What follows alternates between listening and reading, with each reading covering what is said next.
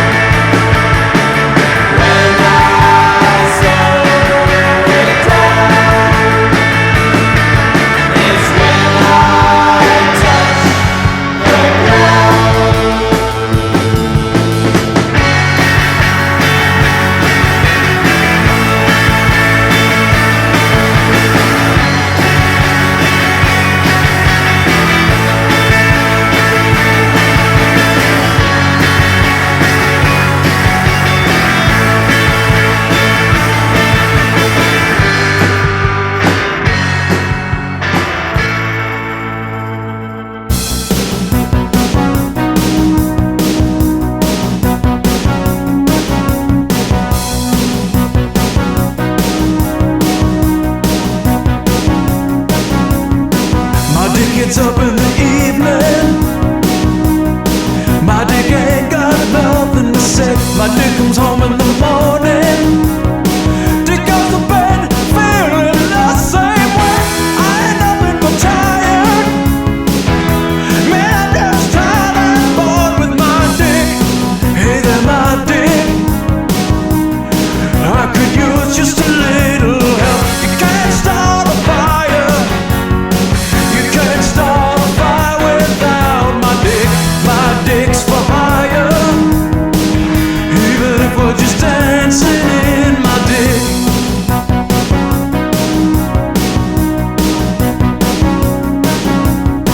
My dick keeps getting clearer.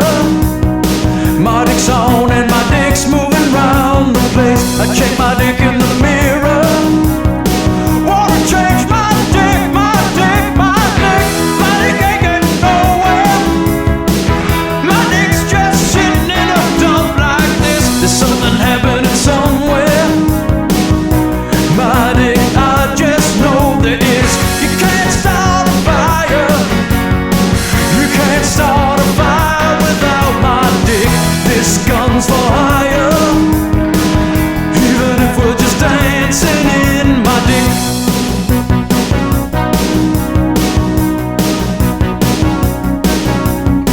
You sit around getting my dick. There's a joke, there's somewhere my dick's on me. I'll shake my dick off my shoulders. Come on, baby, my dick's on me. Sail my dick at this town.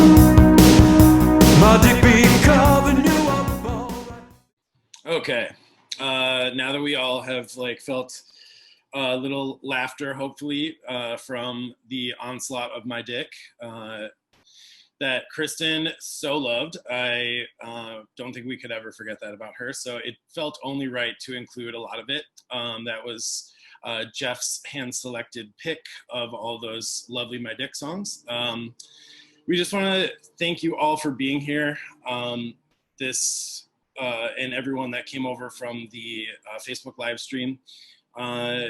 It's hard to properly celebrate the life of Christen without us all being in person, because I know we all really wish that we could be hugging each other right now.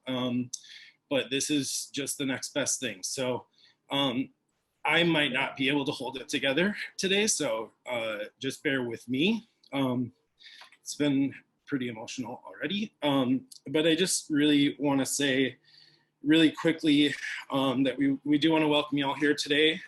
As we know, we're here to celebrate the life of a wonderful wife, daughter, sister, honorary aunt, caretaker, friend, collaborator, activist, and champion of the arts, the wonderful Christen Thomas. I think it's really important to note that with everything that's happening in our country politically and socially right now, that all of those things were issues that Christen cared deeply about and fought fiercely for, and was an important advocator and conspirator of.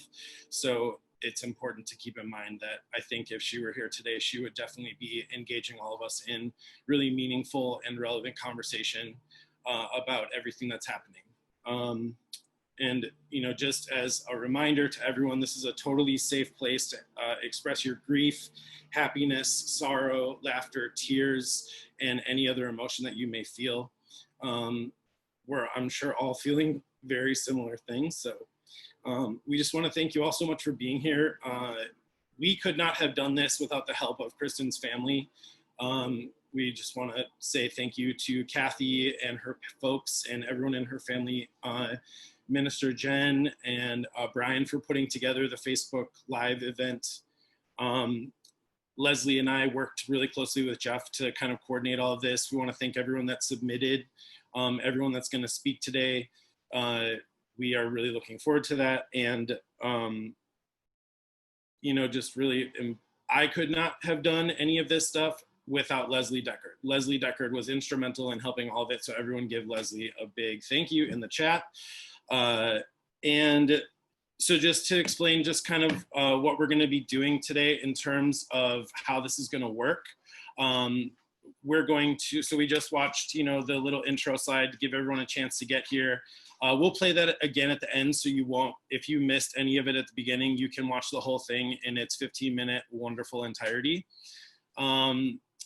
We're gonna see, you know, 1 or 2 videos that we saw in the Facebook Live event just because they were so special that we couldn't skip them. And then we're gonna be hearing from some other folks who are really good friends of Christen. Sorry, you're gonna be seeing a lot of my face today. If anyone doesn't know who I am, my name is Justin Wetstein. A lot of people call me Lugs. I was a friend of Christen's and I played in a couple of bands with her. And then we're going to open up the floor after we get through all of the pre-recorded content. And we welcome you all to share a story or make a toast or just speak some words about Christen. Everyone is welcome. And how we are going to handle that, because we have 85 people in this call, we don't have a time limit. I'm not doing anything else with the rest of my day. So if you go down to, there is a feature that allows you to raise your hand on Zoom. So what we would like for you to do is go into that section and raise your hand if you would like to speak. We'll probably have about 30-35 minutes from now until then to make your decision. And then even still, if you feel inclined, once everything's going, you are again welcome to raise your hand and speak. And we will probably just, you know, randomly call on everyone, just because there's kind of no real way to manage in what order they come in, but we want everyone to know that they are valued and what they want to say is going to be heard. So everyone will get a chance to speak if you want to do so. So what we're going to do right now is go into some more pre-recorded videos. These do not have text boxes over them as in the last one. So the first 2, they do not introduce themselves. They will be from Ms. Eloise Lucky Gummery and Sheikh.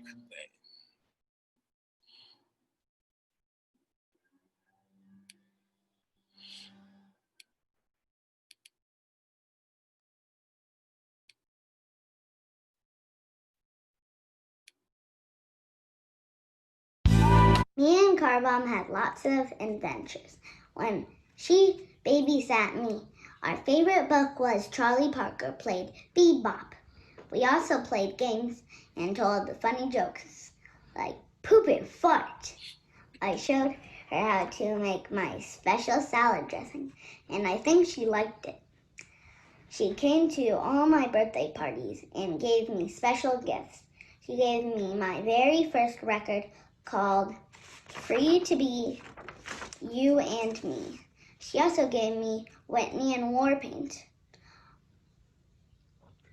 Carbon was kind and funny and always made me feel special. She always called me Lucky and Lux, and I liked it. I will miss her a lot.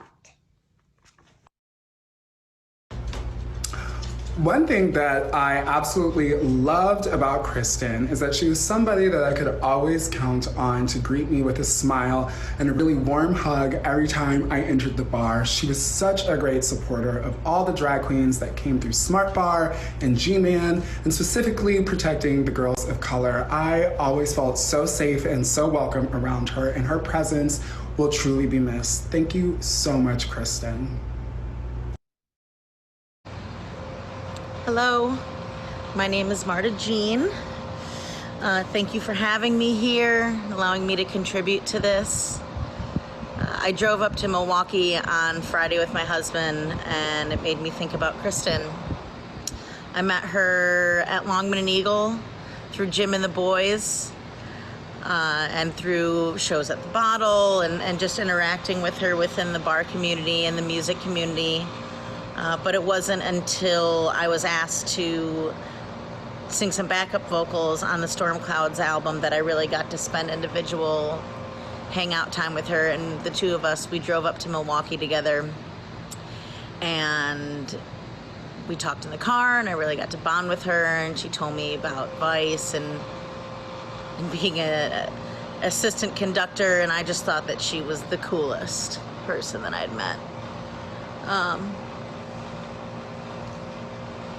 She was so enthusiastic and lovely and kind, and her support for artists was so special and wonderful. She would always come to the Fly Honey show. And for you, those of you that don't know what the Fly Honey show is, it's a large-scale theater, cabaret, performance spectacle that focuses from the feminist perspective and the feminist lens, but is inclusive to black and brown bodies, queer bodies. It's everybody, no matter what your body. And I was always so excited when I knew that she was going to be there, because she would be in the front row having the time of her life. I just knew that I could look over to her at any moment and see her beaming and laughing and smiling and just filled with such excitement and joy that she was there, and that she was in a community that embraced her and embraced everything.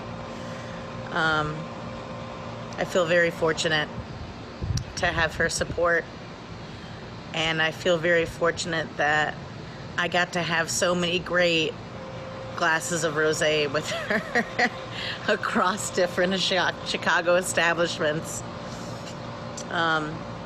She's the internet master.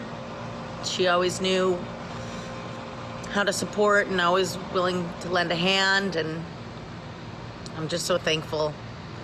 The last time I saw her was at Avondale Bowling Alley opening, and I just wish that I would have spent a little bit more time with her there and given her a little bit more of my time, because I didn't know that I wasn't going to be able to enjoy hers anymore. She was really amazing. And yeah. And I love you, Christen, and I miss you. And I hope you're laughing somewhere. And I hope that you're making buttons that say "Too Cunty for You." Because that contribution was just so awesome. She was rock and roll. She was culture. She was art. She was amazing. All right. Thank you so much. Have a lovely day.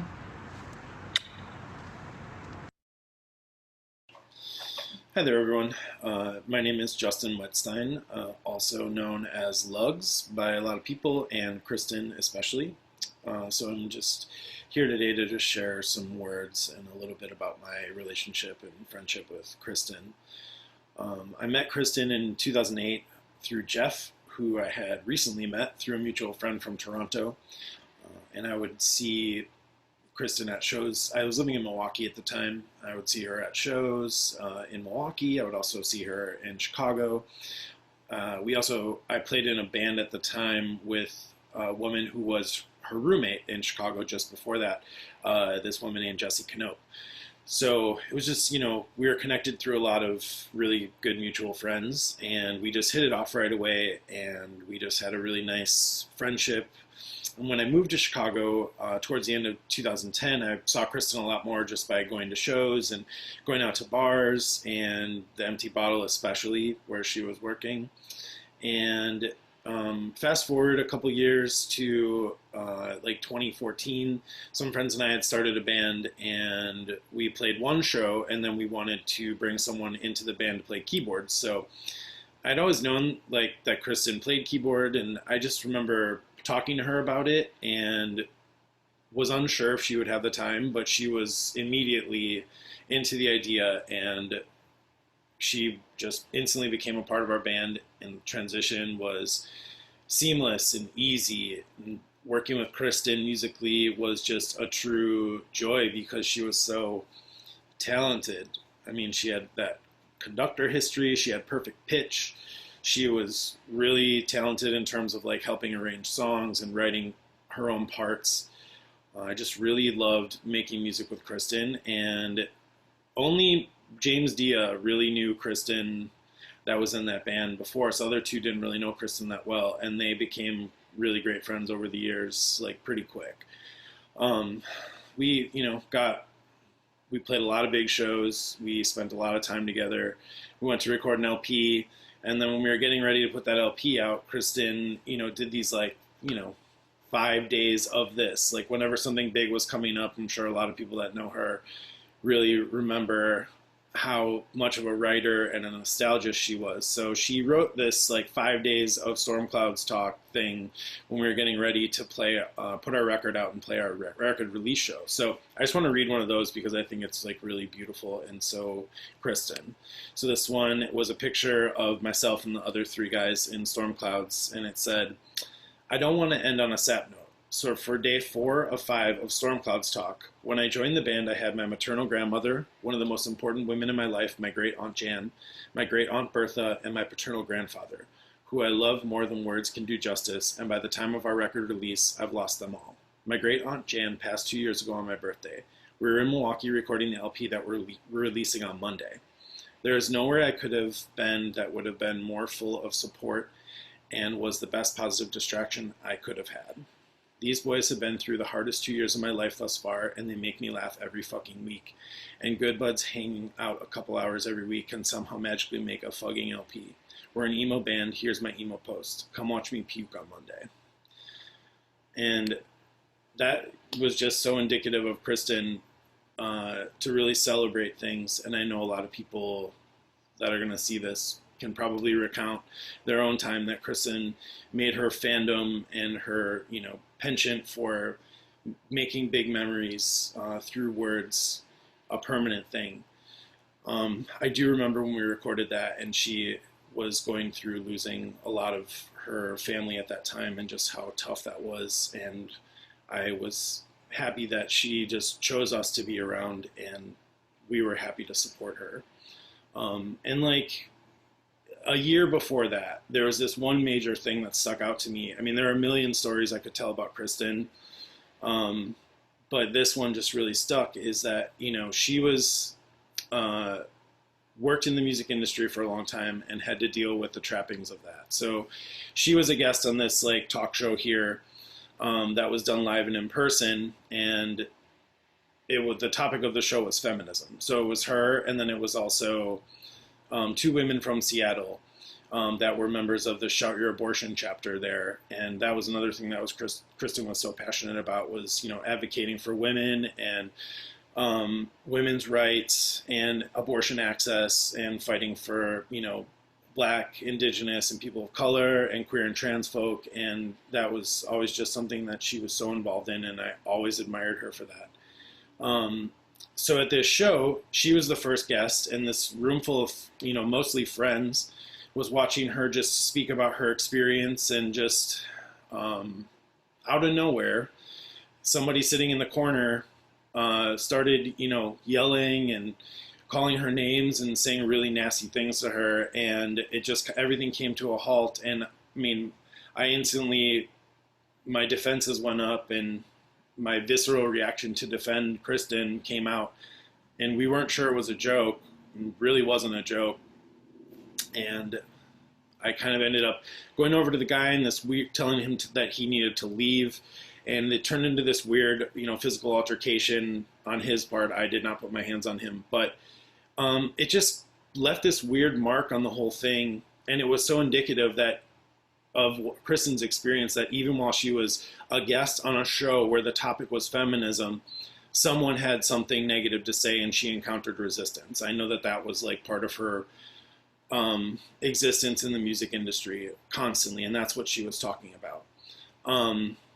And the guests after didn't really know me well, and I remember one of them saying, it's just so nice to see that a teachable moment could be ruined by toxic masculinity.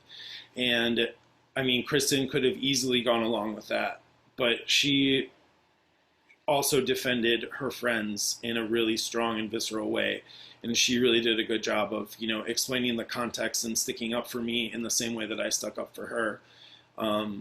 And that was just so Christen, and what I really appreciated about her was how loyal and much of a fan of all of her friends she was. And it was really true of us as well. I mean, Christen was so talented. I was so lucky to be able to play in 2 bands with her.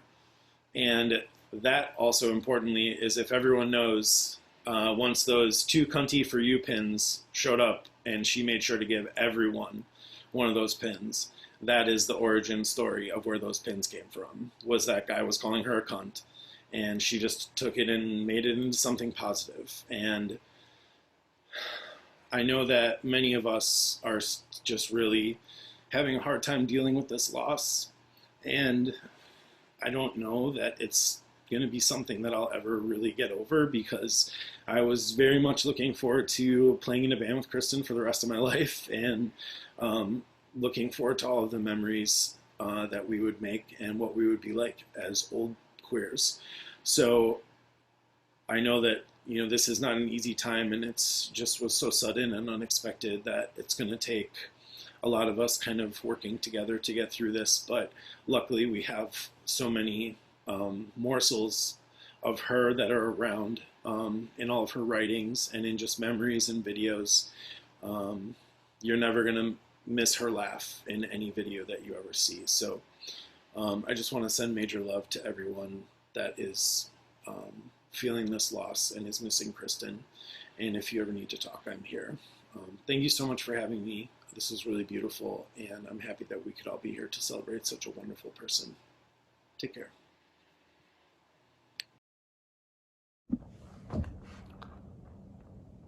Hey, how's it going? My name is Jim McCann.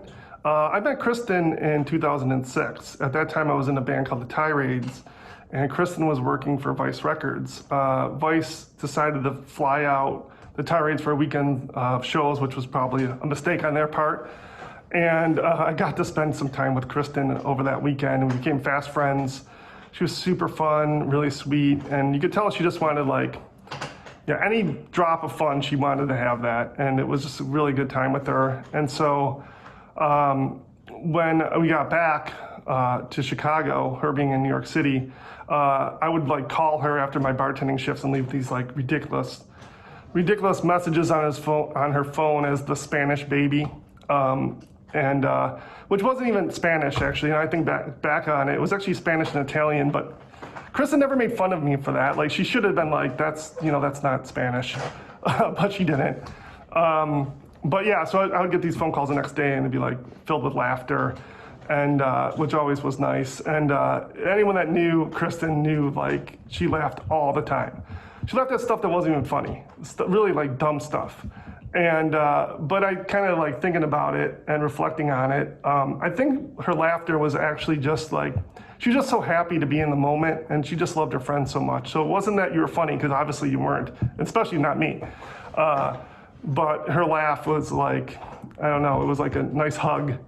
Yeah, it was best laugh ever. During these phone calls, she mentioned about maybe moving to Chicago. And right off the bat, I was like, oh, you 100% should do that. And I think back about it now, and I'm like, what were you thinking? Like, that was a tremendous amount of pressure to put on yourself to invite someone to move to a different city. But I was pretty confident. Like, I just knew how wonderful she was, and I had a lot of wonderful friends, and I was just pretty confident it would work out. And so I told her, like, you take care of the job, I'll take care of the rest.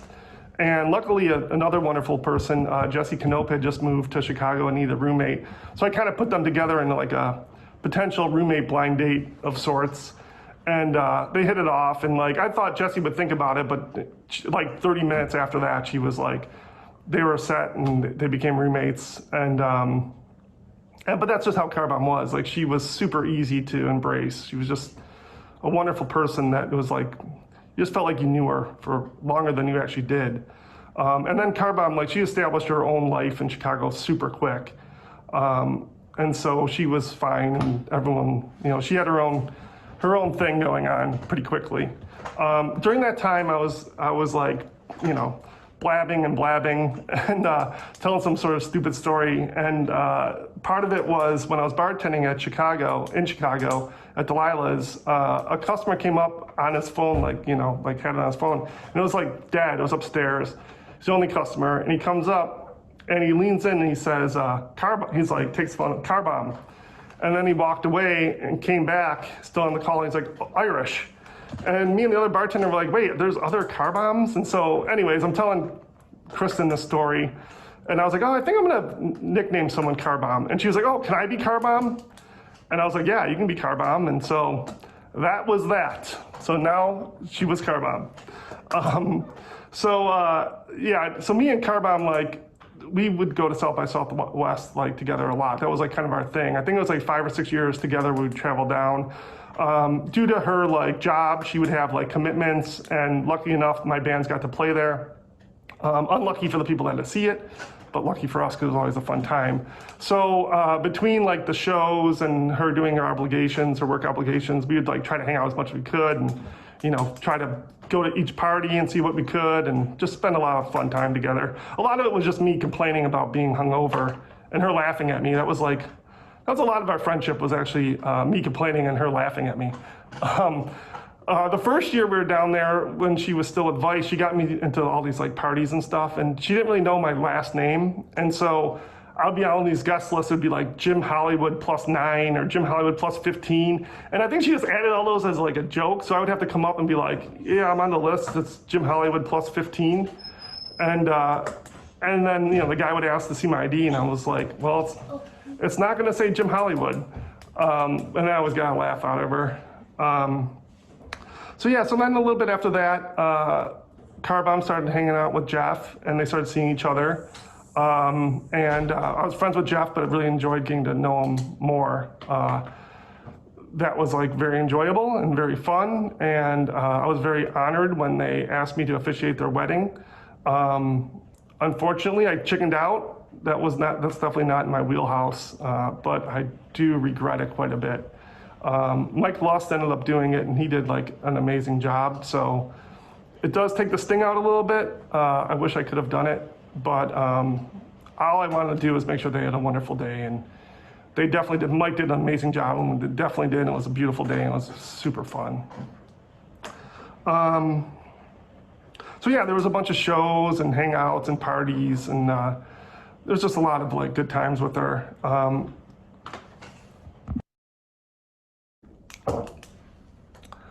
So yeah, living in Chicago, like we would hang out all the time between like shows or parties. Like we'd just try to spend as much time as we could, hanging out if possible. And Christen she was a football fan. And so she was from New England, which made her a Patriots fan. Yep.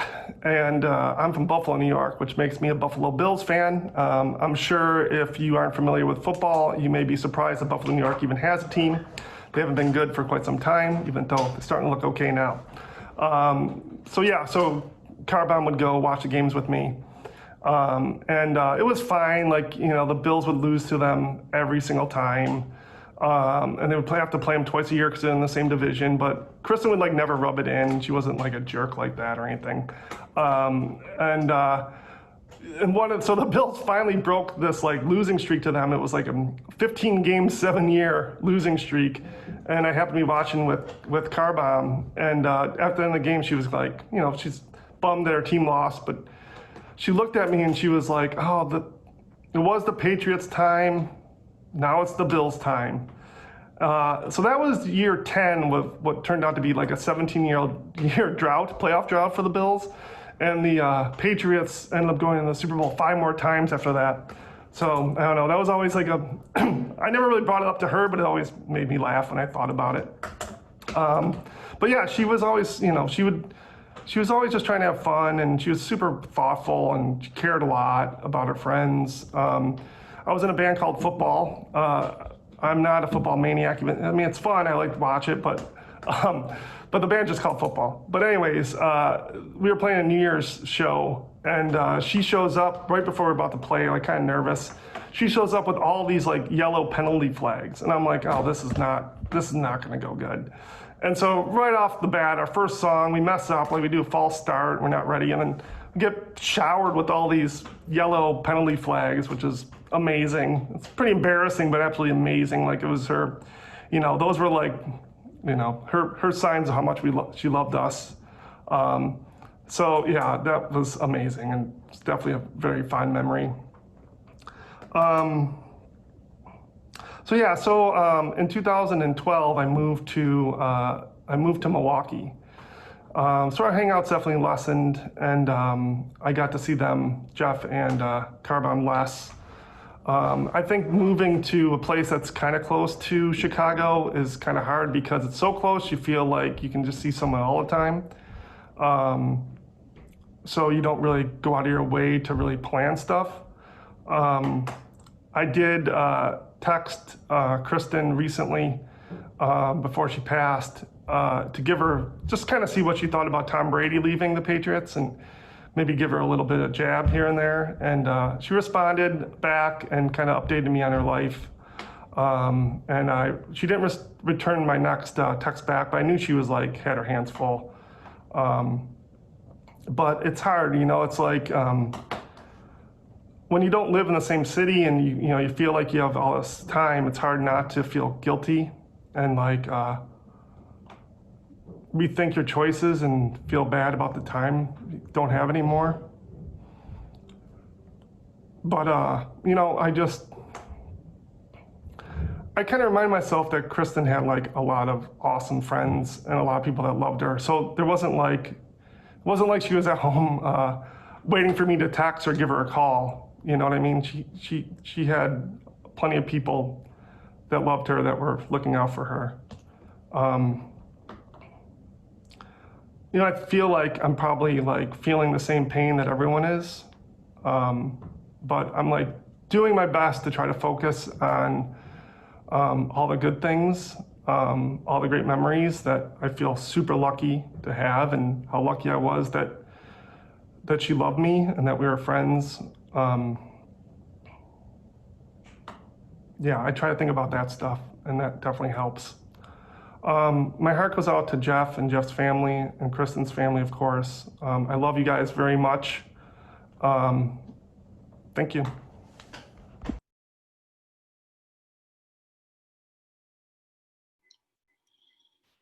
Okay, at this point, we are going to hear from Ben Webster, who is also known as Butcher Bear.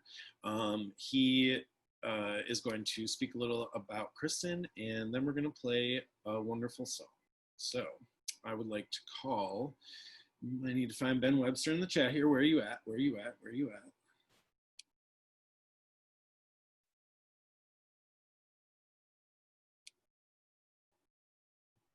Okay, well, I'm going to do something radical, and I'm going to unmute everybody, and then Ben, you just keep talking, or you start talking. I love how they superimpose all these jokes on there. Hey everybody, my name is Ben Webster. I just wanted to say a couple words. I wrote this song for Christen called Car Bomb. The song's called Car Bomb. I wrote it probably within a year of meeting her. We didn't know each other very well.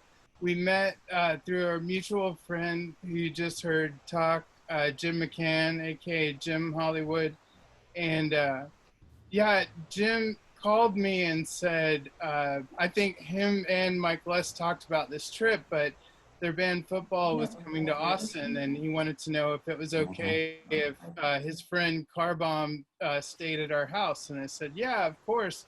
But there's something in Jim's voice when he's talking about this person Carbomb, and he had actually been talking about this person to me for quite a while, since he had met her when he went to New York.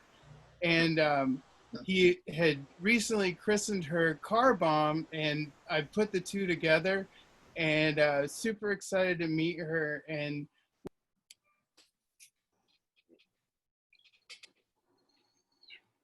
you know, chemistry as far as just having a brand new sister, and just having someone that I could talk to about art and about life and friendship. And the three of us, me and Jimmy and her, just we were just amazing friends. And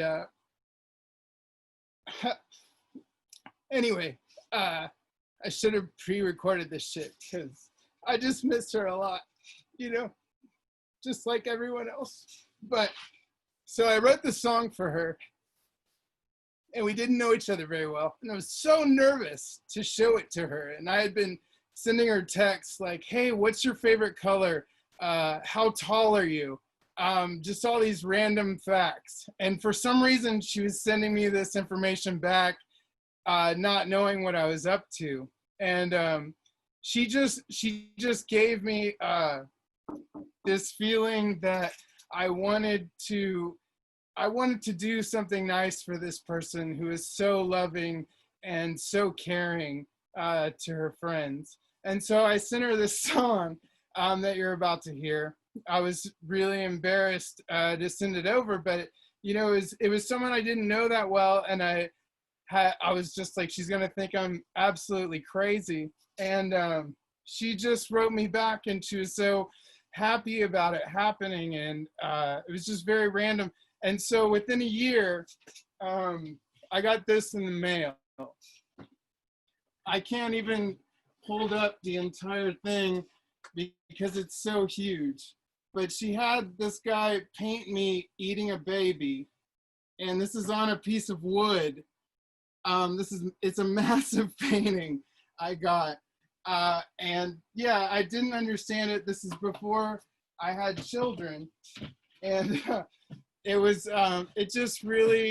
amazing. You know, we didn't get to see each other often, but whenever we did, it was like no time had passed at all. And she was just such a special person. And, you know, one other short story I wanted to share is that I get in this ridiculous outfit to go and play music sometimes, and it's really, really stupid. And she just always encouraged it, because it was just life was playtime, and you know, being out there doing anything creative was just very special to her, and she made me feel really special.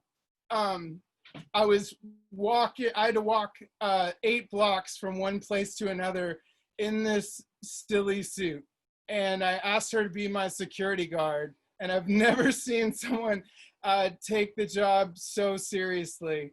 And at every corner, she would ask people to back away, and she would just let people, there was a few people that yelled at us, and she would yell right back, and she would look at me and she would say, hey, Bear, you're gonna be okay. I've got this under control. She was just very special, and I wanna say thank you to everybody that's been a part of this today, because it's just absolutely wonderful to be, since we can't be together, just to be able to share these memories really is amazing, and I appreciate it. And I also want to say what Lucky said earlier is absolutely true. Like, she made me feel special. And I also want to say, just sending all my love out to Jeff Rice, who is the absolute love of her life. But I wrote this silly song for her.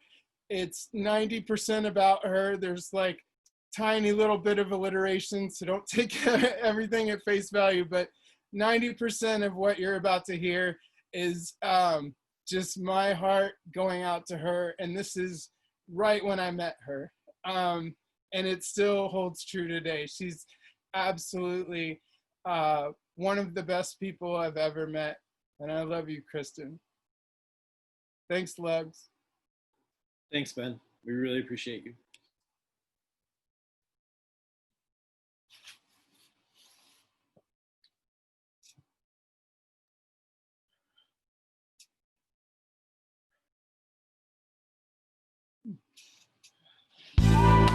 Me and Car.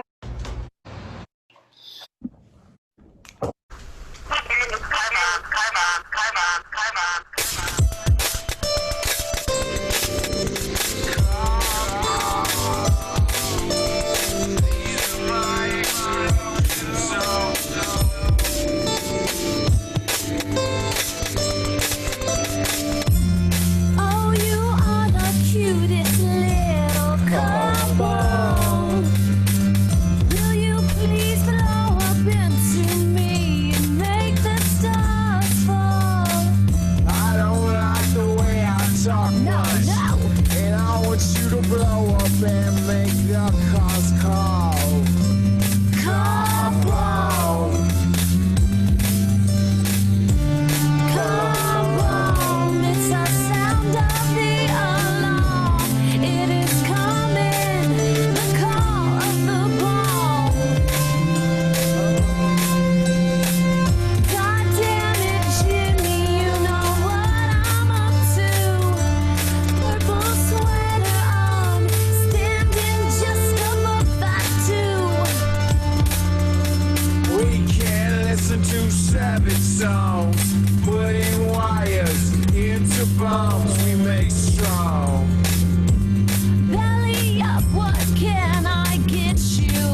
let me see, well, what you've been through. See, I'm in no shape for driving, and I got no place to go.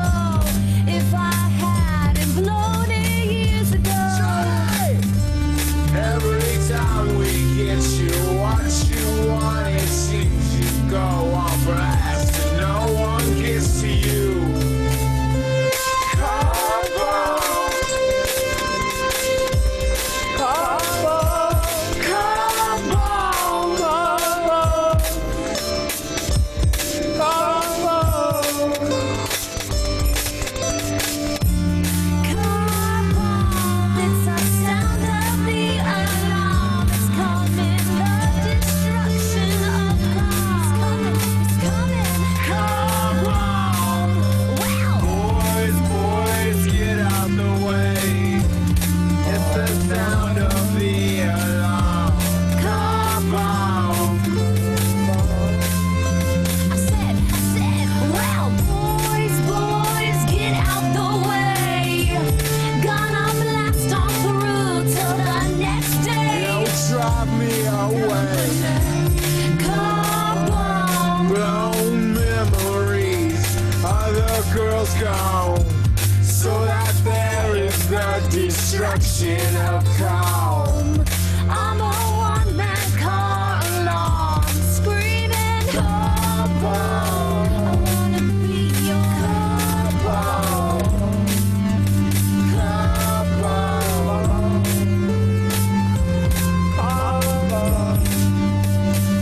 I'm like a one-man car alarm, screaming, come on.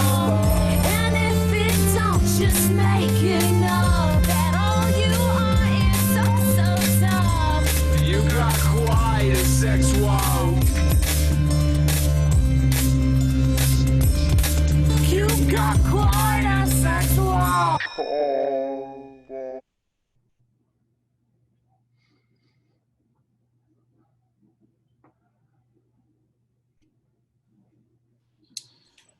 Okay, thank you so much, Ben. That was beautiful. We all really appreciate that song. If anyone would like it, you can listen to it. It is out there. It is on a record. Now we're gonna hear a little bit from a few people that played music with Christen. First, we're gonna invite Skylar Rao to share a little something that he wrote about Christen. So Skylar, I'm gonna mute everyone again, and then I would kindly ask that you remute yourself after Skylar begins speaking. Hi. Does that mean I'm on? You're on. Oh, hi everybody. My name is Skylar Rao. This is hard. I played in a band with Christen called Storm Clouds, and that's how we became friends. Was playing music together, but we also became friends through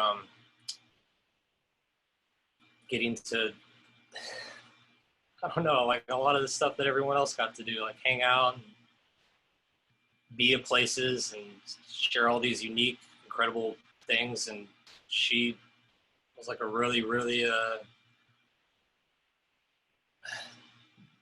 she was just really good at bringing a lot of like love together. She was like a really unique person. I wrote something, it's not really worded the best. I'll just read it. I played in a band with named Storm Clouds with Christen. That's how we became friends. I had met Jeff maybe a few times at Chicago punk shows prior, but it wasn't until I started hanging more regularly at the Empty Bottle. That's how I got to know Christen. I started playing drums with my friend Lugs, who everybody's met. Lucas Sikorsky and James Dia and Dirty Dia. And Lugs invited Christen to play some keyboards, like some Farfisa, to give it kind of like a new dynamic or new sound. And before we knew it, she was a part of the outfit, and like she was someone I saw weekly, and for the next like some odd years. I loved hanging out with Christen. Going to shows is one of my favorite parts of our bond as friends. She has one of the best smiles and laughs that could make you feel like anything you said was the funniest thing in the world. Storm Cloud rehearsals were a constant reminder of that. I would have to say my time as a musician here in Chicago would definitely 100% not be the same if I had not known Christen.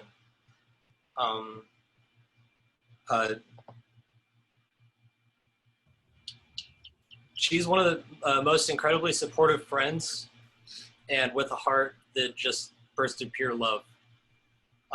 It really doesn't feel real that she's like not here. I had a dream fairly recently, like maybe a few, like some weeks after I got the tragic news. And I don't really have dreams like this very often. I'm not like a, oh, I saw it in a dream type person. I mean, I believe that stuff could exist, but I had this dream that like Christen, like I was playing like music on a sidewalk, and it was really bizarre. Like I was just like playing, I don't know who I was playing with, but I was like playing this pattern or something. And like, I saw Christen like walking up with someone who I didn't like recognize. And sometimes that happened. I mean, Christen has a lot of friends in a lot of awesome places. And she just like came, and it felt so bizarrely real. And she had like this huge smile on her face. And like, I started to like stop. And I was like, what are you doing here? I was like, what are you doing? And she like didn't say anything. She just like smiled and started laughing, like that laugh. And it kind of just like faded out of that. And it was just such a, I woke up and I had like a really, the next day, like it was just really immense feeling of like love. Like I'm gonna miss her a lot. And I know a lot of people are gonna miss her a lot. Again, I mean, my heart goes out to Jeff and the family. My heart goes out to all the people that she got to play music with. That's a really sacred bond with a lot of people you don't get to have, playing music and being in a space and being in a van and being at shows and all the stupid jokes. And it's a really beautiful thing. And I love that everyone's here and that I wish that she could be here. Well, she's here. She's definitely here. But I want to say that I love you all. I love you, Justin. And I love that we got to make music. And I'm going to miss Christen eternally. Thank you. Thank you, Skylar. Next, we're going to have Lucas Sikorsky speak. Lucas, if you would unmute yourself.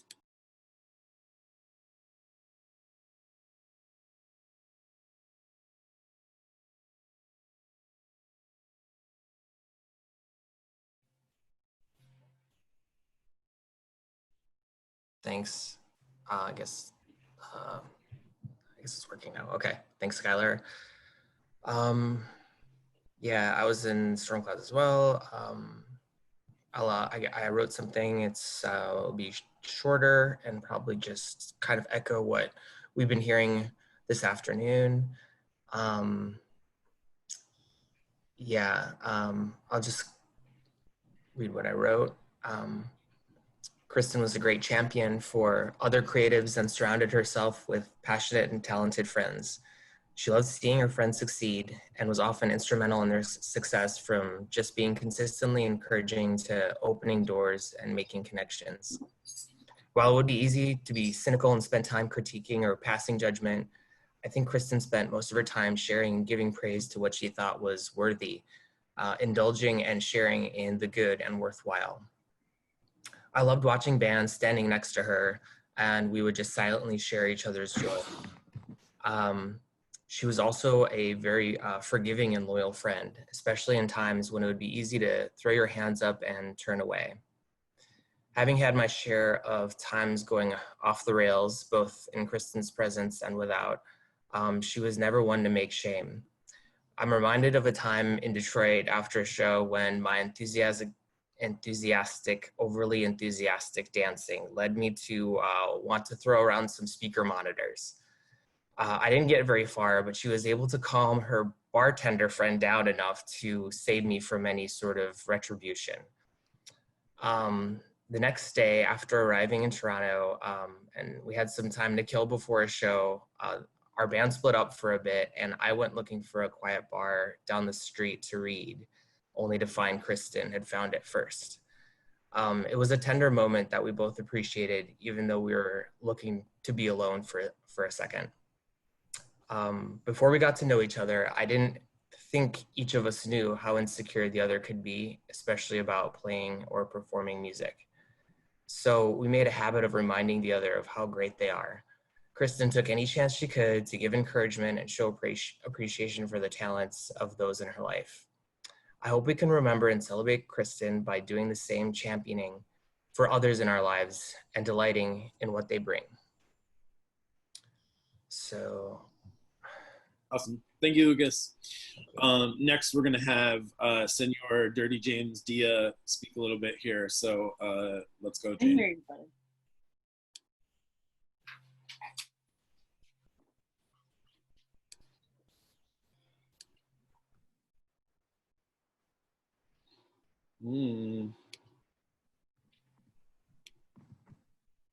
I'm going to unmute everyone, and everyone, please mute yourself again. Hello? We hear you. All right. My name is James Dia. I see a lot of familiar faces, Jared, which is wonderful. Equally, if not more wonderful, is seeing faces I've never seen or names I've never heard of. This is all rather unideal in more ways than one. But this is it. So thank you all for taking a part in this in any way you are able. I'm gonna be brief. I wrote a little thing here. You could go on and on about Christen Carbomb Thomas till we're all blue in the face, but you still wouldn't fully wrap it all up. She was immense from my perspective, at least. I'd like to specifically thank Butcher Bear for that song, because it plays into one of my favorite memories of Carbomb. I was having a moment maybe in my life, and there may have been a song I heard that I interpreted maybe as like maybe a spiteful rendition of myself. And I go, Carbomb, I think there's a song about me, and I don't know what to do about it. It was a self-absorbed moment. But she goes, oh, check this out. And she played Carbomb for me immediately. She goes, isn't that amazing? And it was this moment of like, you can internalize yourself, think you're the center of the world. And then here's this person who says, you are, and we are. We're all here together right now. And you're going through this moment of feeling this odd sensation. I have a song written about me too, and it completely deflated it. Anything that was going on in my head. And just put the biggest smile on my face. So thank you specifically, Butcher Bear, for that tune. And it kind of is a springboard for one of the things that I just want to briefly focus on with Carbomb. That tune and that moment and that memory reminds me of Christen Thomas in general. She was always wanting to share a new song, a book, a movie, or a human being that she had met with you. If she was excited about someone or something, you were bound to know about it too. You know, her affection for people was so great that most people I know were in a nonstop effort to try and make her laugh. This is something that's already been echoed and will continue to be echoed, I think, for the rest of the day and in conversations regarding her going forward forever. I think Lusty touched on this. Part of the joy of making her laugh is because it was so easy. For a while, I had this self-effacing routine where I would start any story or joke that if I had the floor, I started it with, so there I was, universally regarded as the worst opening line for any stand-up comedy routine. But she took it and ran with it. She loved it. She took the worst icebreaker and made it like this. She latched onto it and made it a personal routine between her and I. So we could just have a one-liner and it would speak volumes. She was the best at that. One time when she and I were in Austin, Texas, we wanted to get matching tattoos, but we couldn't quite figure out what. It didn't feel right, you know, an 8-ball, an anchor. It just wouldn't really make sense. We woke up the last day we were there for our trip, and she just says, so there I was. And I go on. But she said, no, that's the tattoo. And I go, okay. So we had matching tattoos within the hour. And what she had done there was turned my tendency towards self-effacement into a buddy tat, you know? And I think that that's something that speaks volumes. She was an advocate for you if she met you, you know? I would like to thank Christen for embracing me, not in spite of my flaws, but almost because of them. I'm so lucky to carry that bad joke with me forever and to hear her enormous laugh every time I see it. Happy Global Pride Day to everyone.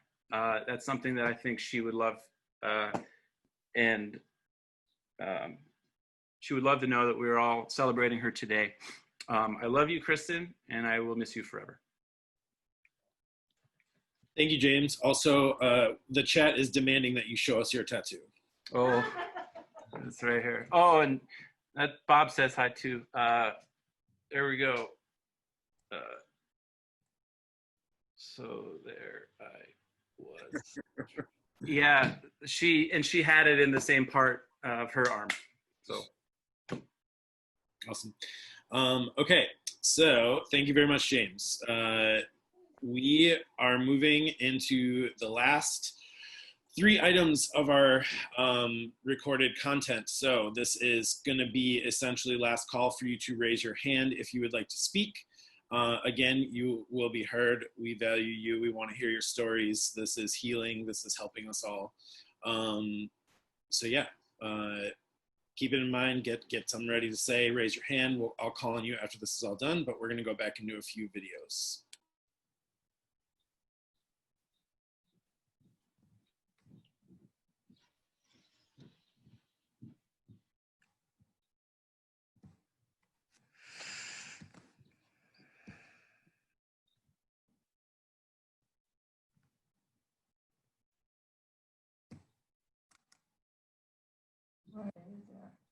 That and wanted to do more.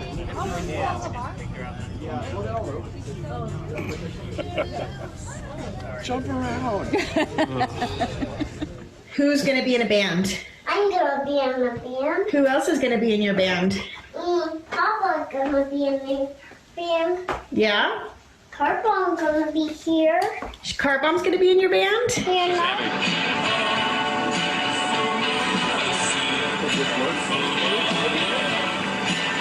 It's a video, isn't it?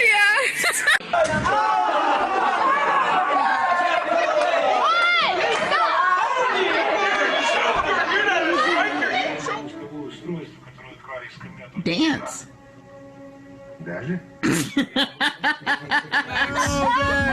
All my friends are okay. Wait for it.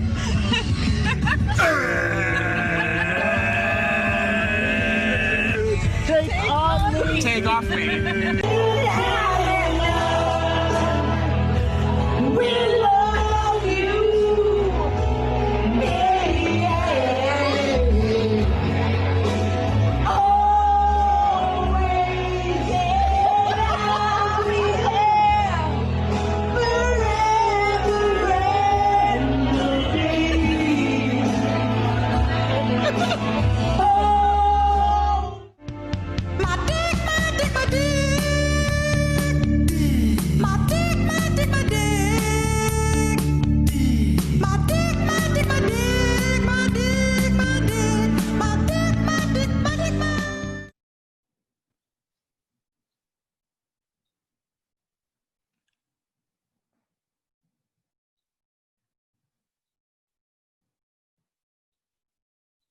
There's Lois's iPad.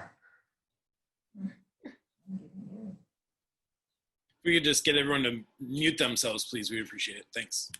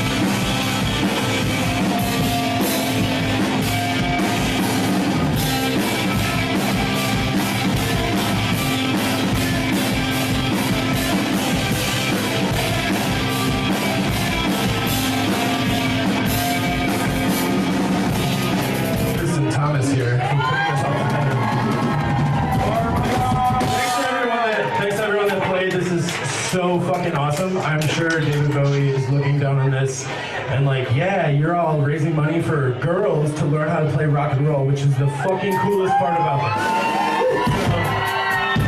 We're gonna play 2 songs and get out of your hair, but let's fucking dance.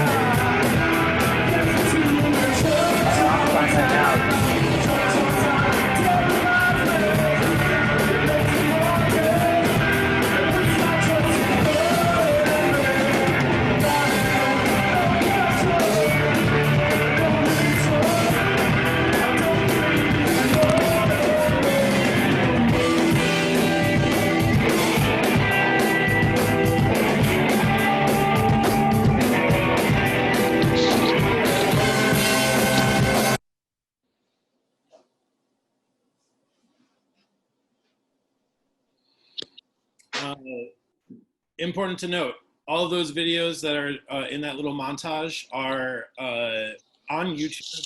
I don't think he's here, but Trustee Sejan Lee, who is the faithful documentarian of all things good in Chicago music, thanklessly recorded all of those videos, and we are appreciative that they were there. So if you ever feel like you need to see Christen, you always have that there. We have one last song by Christen's sister Kathy, and then we're going to move into opening the floor for everyone to speak. So here is your real last call to raise your hand, and then we will get going with people speaking.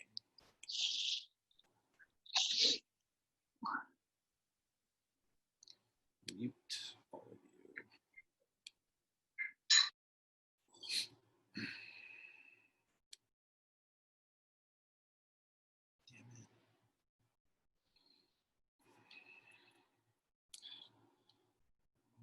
So, okay, here we go.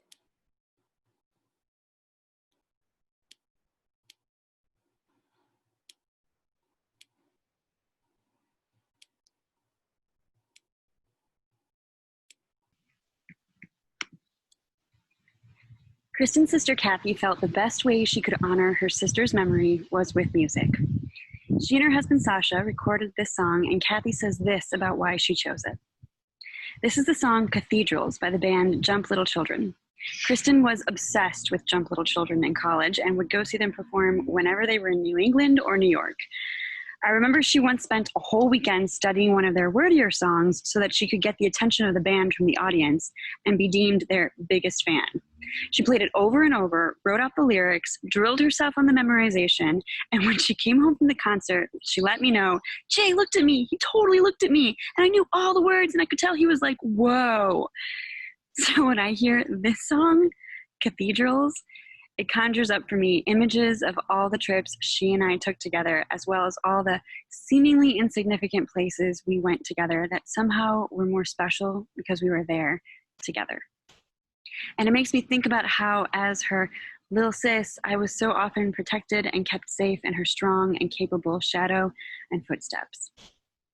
But most importantly, it makes me think of a memory that is at once specific, but also so emblematic of our relationship, it happened 1,000 times, and so is actually not that specific.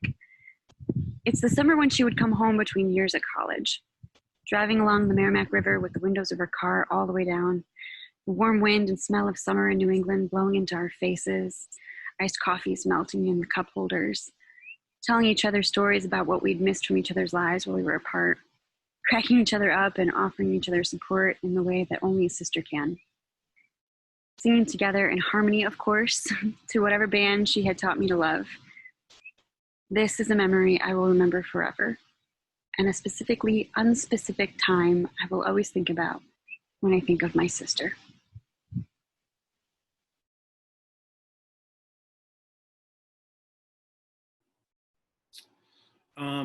My apologies. I really thought that that was the video with the song on it. So we're working on getting that. We will play it as the outro.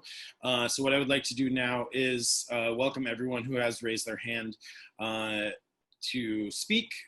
First, I am going to call on Allison Green. We'll unmute you now, and the floor is yours. Hi. I have been trying to record this, and I haven't been able to get through it. So, my apologies if I start crying. I'm sure we're all kind of in the same boat. So, I'm hoping that being put on the spot will make me hold it together a little bit. So in honor of Car Bomb, I really want to vomit right now. Being the center of attention. We met at the Burlington, I don't even know what year. It feels like I've known her forever. It had to have been after she and Jeff got married. So after 2012, I remember I ran into Matt Williams, and he introduced me to Christen and was like, how do you all not know each other? Like, you all are going to be friends. And from like that moment forward, we were just like, you know, instant friends. I have so many memories of her. I think the thing that's so hard is that like what really resonates with me is that she just made you feel like you could just take over the world. Like I was stronger with her. I was better. She could talk me into anything and vice versa. And if you know her and you know me, that was legitimately like a live bomb, no pun intended, like waiting to go off. She would like talk me into going to these shows after like I had shot all day at these music festivals, and I would like show up with like all of my gear, and she would like have a safe place for me to put it, and then she'd just like have a drink for me, and then I would have like 8 hours of editing on the back burner that needed to be turned in the morning, and I would just still be like, I'm going. And I could talk her into like literally, she came to visit me in New Orleans, and she had read an entire book. I got off of work, I went and met her at this dive bar where she had literally read an entire book with the most curmudgeon bartender that I know. And he was like laughing and carrying on with her, and they're talking about everything from like education to politics to feminism, and I never had to worry about her. I could just throw her into these situations and she would just be fine. And I could also, you know, 5 minutes into it, be like, hey, do you want to go watch some people ride ostriches at the racetrack? Because like, why not? And we were like on the way, you know. Our first overnight together was relatively, it was so funny. Like we'd hung out a lot, but we'd never like gone somewhere together. And our first overnight was like the Lowdown Hoedown, which I don't know if a lot of you all, it's out on an herb farm in Moreno, I think. And we get into the car, I find a 2-person tent, and I was like, I got us a place to stay. We ended up at this herb farm. We literally like slept on like a twin like sleeping bag together. And it was just like seemed like nothing about that was weird at all. We literally have like this huge to-do list that I'll just say out loud. We were always had plans to go to Milwaukee to harass Jim McCann and make his life miserable for the day. We always we were always gonna have kind of share our versions of Kentucky together. We were supposed to road trip out to Asparagus Festival in Western Massachusetts to meet her family, Montreal for Bastille Day, Alaska, but I think that was more her humoring me because that was definitely like her and Jeff's place that I just love. We bonded over the love of good butts, dive bars, feminism, our friends, their friends, our friends' kids, their friends' kids, dumb bands, good bands, and really like our real bonded passion was just like following the sense of wherever the night took you. And it led to some really weird places, and we would just have, I never had a bad time with Christen. I don't even remember a time when she annoyed me, like ever. I'm hard, I can't, I mean, she was late sometimes and that was kind of annoying, but like, that's the only thing I can think about. I lost my "Too Cunty for You" pin. She gave it to me and I had it on my vest for a while, and then it fell off at Riot Fest. So I hope whoever found that really appreciates it. Other things that I have, of course, the feminist advice from the city of Broad Shoulders. James Baldwin, which is a book that she left for me when she came to New Orleans. And then this book that I still haven't read this, but like she like just like was like enamored by this book. It's called The Shanty Boat, and it's about like this like weird like trip, like a trip down the Mississippi River to New Orleans. So that is that. The other weird thing that I have, so this is like really heavy, and I'm gonna probably start crying. So when I got the news that things weren't going great from Claire and Amy and everything, everybody, I was in New Orleans. I had drunkenly on a whim decided several months prior that I was gonna like try to buy a plant off of like one of those internet things, and it like never arrived. I totally forgot about it, and that day I get a knock on the door, and my mailman is like, oh hey, this got lost in the mail for like 2 months in a box with no light, no water, nothing. And I pull this plant out of that box, and it was still alive.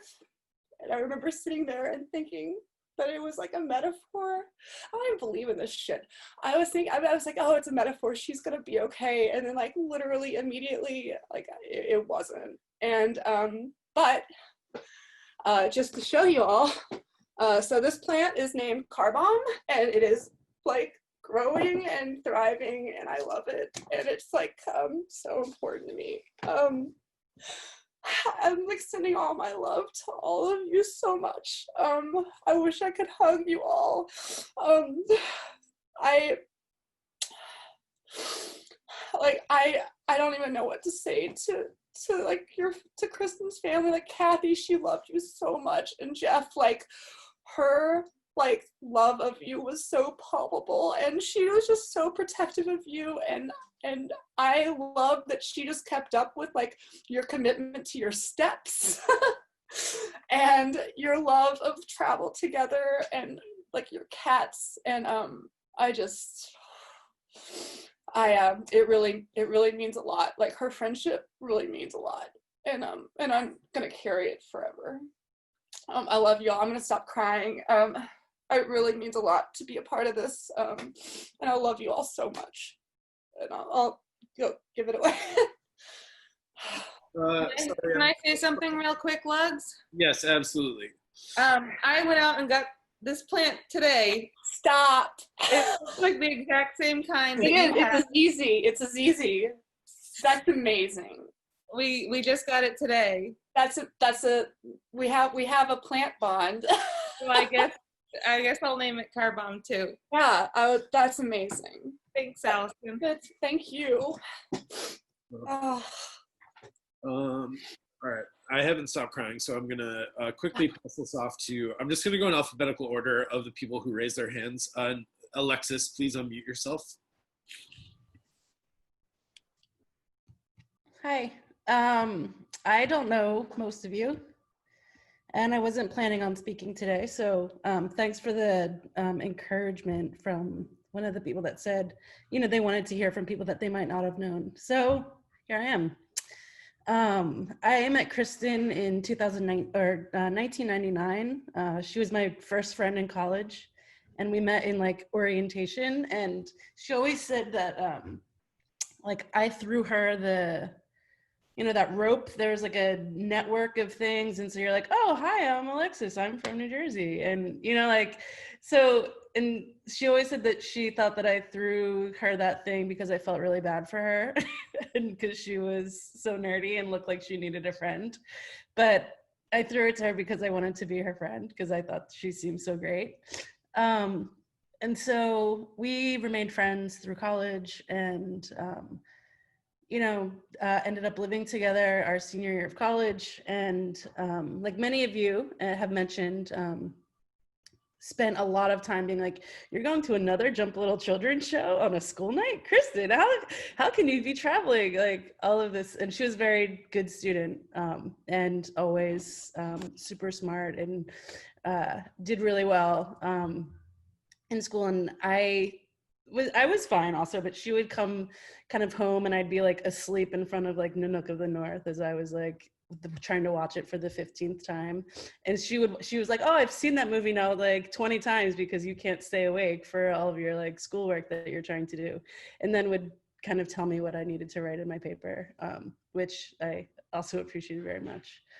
And then we lived together again a few years after college, maybe the second year after college, with Michelle, who spoke a little bit at the earlier service. And, you know, I feel like Christen would credit me with a lot of teaching her cool things and knowing the good stuff to do. And she's many times said that the reason that she has good style is because of Michelle and I. And, you know, I really like that compliment and think that it's just been a really special, she's been a really special person. And I hadn't been in touch with her for a few years, several years, but you know, finding the news out and then being part of this has been really, really special. So I just wanted to say thanks to everyone who's loved her so much since I've been out of touch with her. And it seems like she had such a good community and family. And that's about it. So thanks. Thank you so much, Alexis, for speaking. Next, Amy, please unmute yourself. Hey everyone. I first met Christen. I don't know. I think it was probably 2012-ish. Back when I was producing events and doing some marketing for Revolution, and immediately we met. We were doing an event at the Bottle, and it was for women in music, and we produced a panel, and we're raising money for School of Rock or Girls Rock. I'm sorry.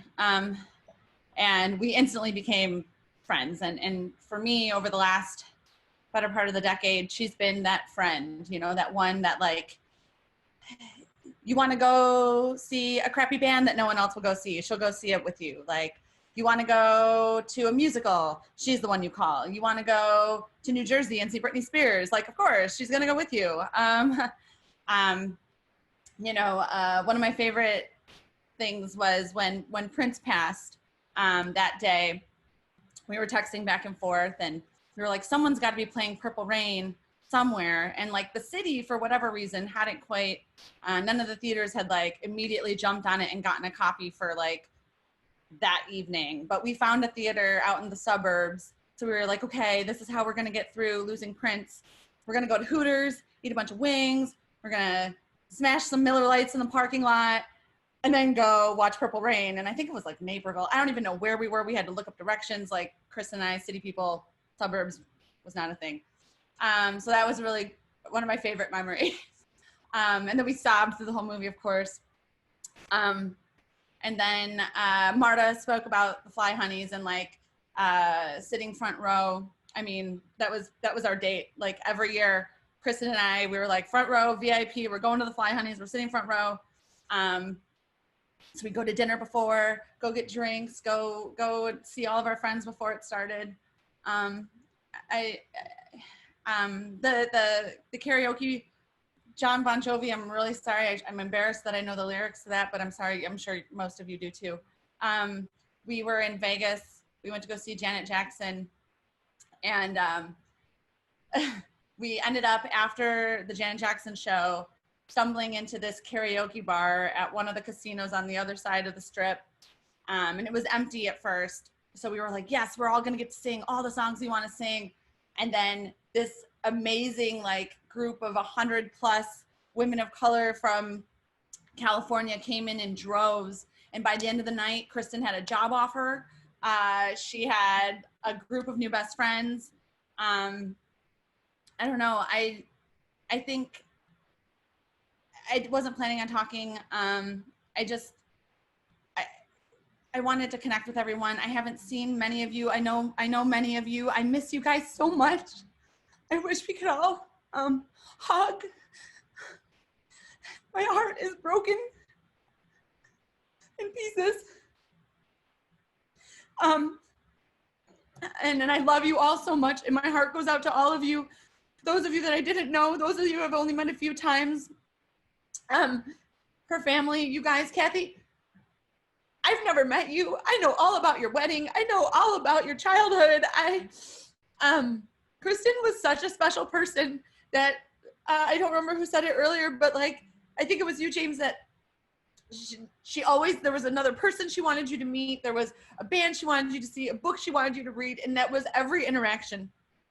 She was more than a friend. She was one of the most important people in my life, and I miss her so much. And I can't wait till I know soon we will all be able to get together and hug, because that's what I need more than anything right now. I love you guys so much. And if anyone wants a Too Cunning For You pin or one of the magnets that Derek made of the illustration, please reach out to me. You can hit me up in the chat here or text me if you have my number, or put it I'll post in the memorial page. I have plenty made, and I can just drop them in the mail, or for anyone in Chicago, I can just go to a maybe Longman or something and drop them somewhere for people to pick up. But I love you all. Free of charge. Yeah, free of charge, of course. Yeah. I love you all, and I love Christen so much, and I miss her so much, and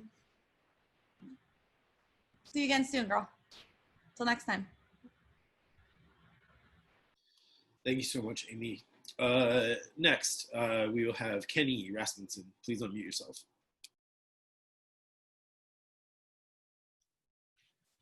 Hi everyone, I'm Kenny. Can you all hear me okay? We're good? All right. I'm very grateful to be able to hear and see everyone. I met Christen when she started booking at Empty Bottle, where I was working as a sound engineer. Couple things through this memorial, a few things about her that I wanted to share that came to mind. One is her laugh. Hearing everyone talk about her laugh, and she had a wonderful laugh. There was one joke that I told her that she loved, and that laugh was absolutely beautiful. And from then on out, there was like a variation on the punchline that we would always say to one another as an inside joke. And it's always a kind of a wonderful milestone for me when you reach a point in a relationship with someone where you have an inside joke. So bittersweet here, because I will always, the variation on the punchline and her laugh are kind of in my mind, and I will not be able to hear her laugh, but I wanted to just raise my glass of water and say, Christen, 401 dudes. The other memory of Christen was a show that I worked for J.D. Sampson and the Men.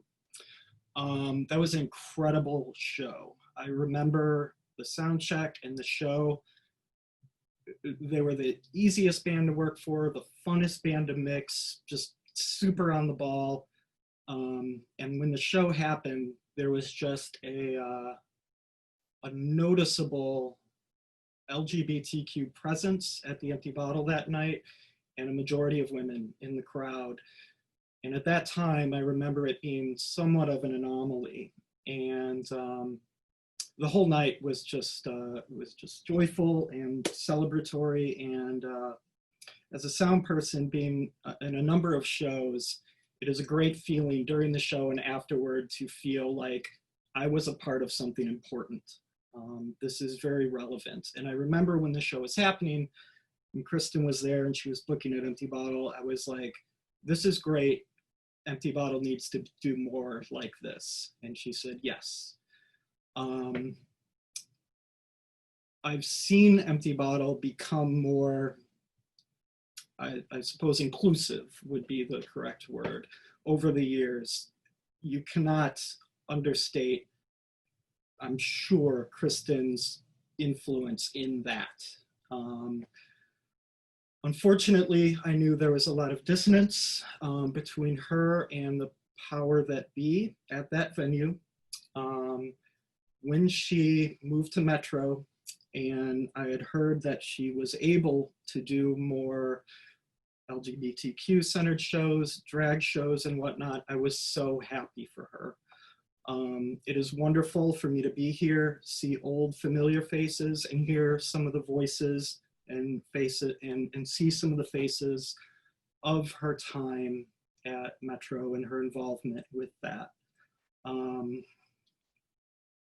Christen is one of 3 deaths that has happened in my life since quarantine.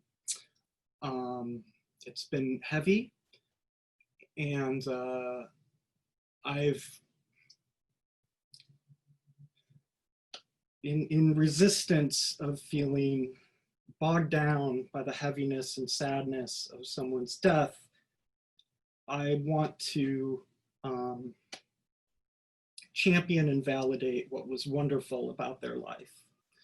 And Christen, I absolutely think, I have no doubt that she was a wonderful source of support, an ally, and a crucial involvement in communities that I absolutely want to see safe, healthy, and liberated. I truly appreciated her involvement and passion in who she was, what she did. Obviously, she has touched so many lives, and I really would love to see her spirit continue in a progressive forward momentum in this culture, in this city, and all of it. And I love you all. Thank you for letting me speak. Thank you so much for speaking, Kenny. That was really beautiful. Last but certainly not least of all the hands raised right now is Jane Beachy. Please unmute yourself. Hey, everybody. Kenny, thank you so much for those. Hey, Jared. Thanks for the wave. It's really beautiful to be here with everybody today and hear and learn so much more about different parts of Christen's life. And, you know, I got to not just be friends with Christen, but I got to work with her a little bit, kind of in the cultural producery landscape. And of course, it would surprise no one to know that she was as classy and encouraging and fun in that realm as she was in the personal realm. And as I've been listening to people talk about her laugh and her encouragement of their antics, I keep thinking about the word enabler. And I don't mean that in the negative way, but like, I feel like Christen made the people around her funnier by her laughter. She made the people around her more audacious by her encouragement. And I know that there have been a lot of people watching today who knew her directly in some particular way, but I just want to acknowledge all of the people who don't really know her and yet have been enabled by her, and how much art exists in the world because Christen made a space for it, and because she legitimized, you know, people who were just making things up and pulling them out of their butts by saying, yes, here's a space for you, you should do it. So her influence was profound and really meaningful on those of us who were lucky enough to know her, but it certainly didn't stop there. And there's so much good, beautiful, there's so much good and beautiful in the world thanks to her.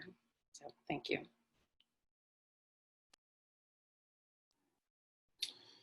Thank you, Jane. Thank you to everyone for speaking. I would just like to add, before we move into the last couple pieces, we'll leave this chat open, or this room open, for anyone that wants to just stick around and talk to each other. Please do so. It would be really wonderful for all of us to kind of like talk to each other after sitting here just like watching. And I do want to let everyone know that we are planning to have an in-person gathering, maybe not necessarily a memorial or just something where we can all get together and speak to each other, and obviously hand out some Too Cunty for You pins and some of those magnets, and we are working on it. We're trying to just kind of hold tight and see what things are looking like, but gearing towards the end of the summer. And we will, be in touch with everybody to let them know what the status is with that. But we're working, Jeff and Leslie and I and Mike Lust are working on kind of getting something together.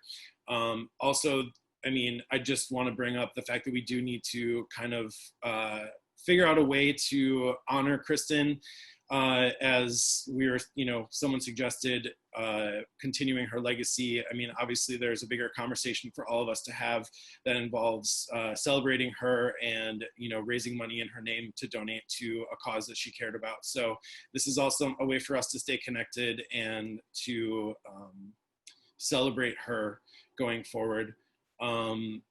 So yeah, if no one else would like to speak, we're gonna move on and play Kathy's song, and then we're gonna play the My Dick Heavy outro again, so that everyone can laugh at that one more time. Thank you everyone for being here. This has been so wonderful. To echo what everyone else is saying, this is just, my grandmother died 2 weeks after Christen, and I'm kind of still in shock about both, but Christen was my family just as much as my grandmother was. So this hurts so much more because I just didn't have the time, and I know that we all feel that way. So just remember to be kind to each other. I feel really good about the fact that the last time I did see her in person was on my birthday, and the last thing I did was give her a hug and tell her I loved her. So everyone that hadn't been in touch with her, just let yourself off the hook for that. She had a lot going on the last couple months, and she wasn't returning text messages because she had bigger things going on. So just know that she was loved and she was surrounded by love.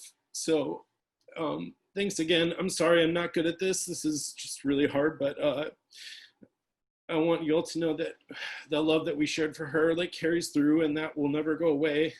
There's so much that we have of her to remember. So thank you all for speaking. Thank you all for being here. Just really appreciate everyone. Thanks again.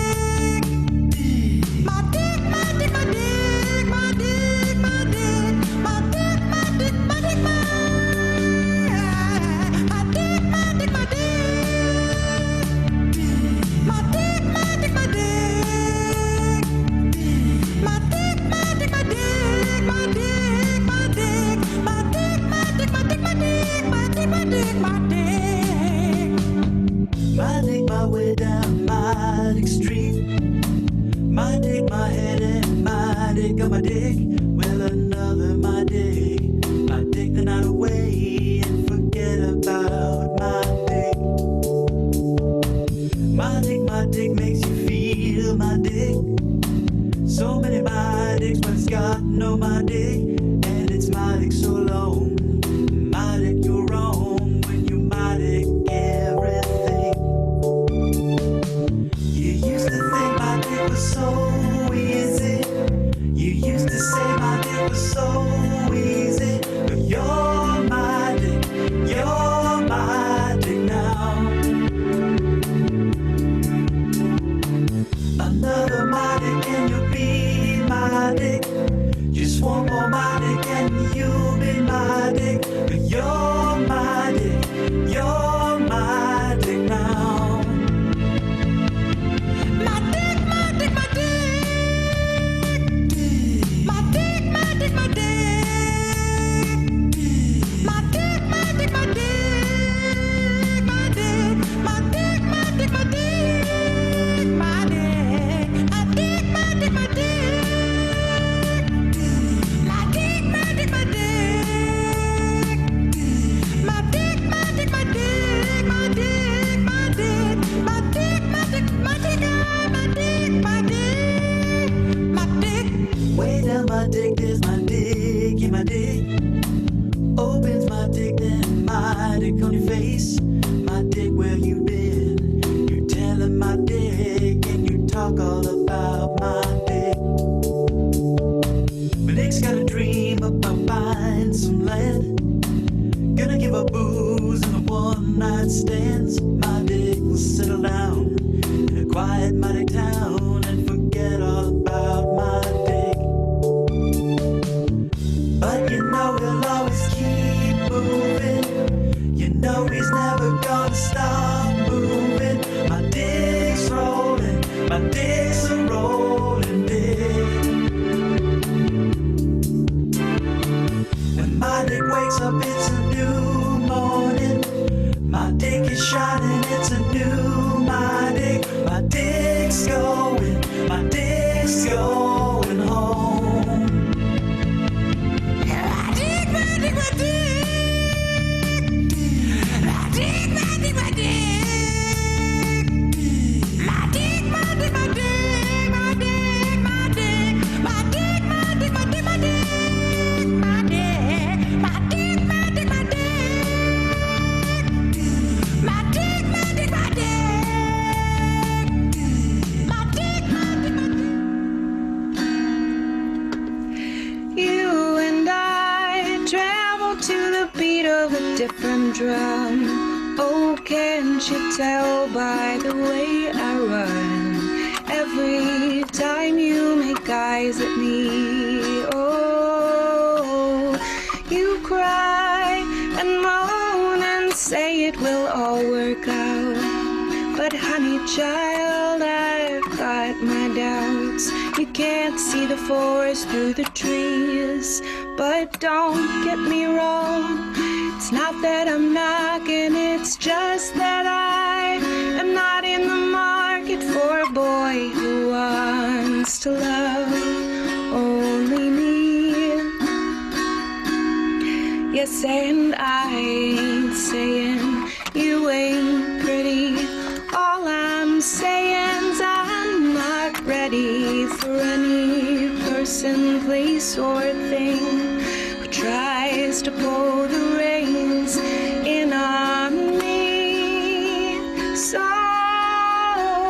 goodbye, I'll be leaving. I see no sense in this crying and grieving. We'll both live a lot longer if you live without me.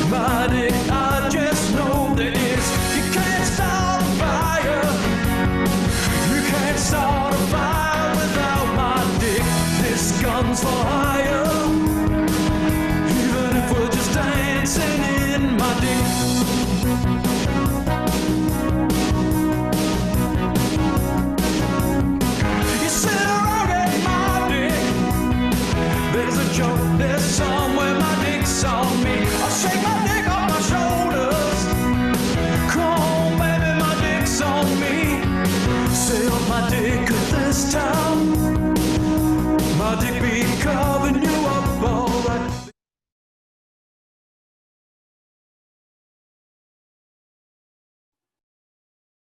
All right, here we are.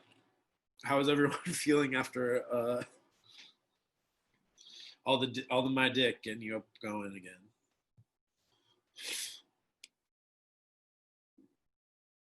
Anyone there? I actually never heard those songs before. I enjoyed them. I'm shocked because that was, I mean, she never stopped. No, I've heard talk about it. I've never actually like listened to it on my own. I heard a lot of talk about it.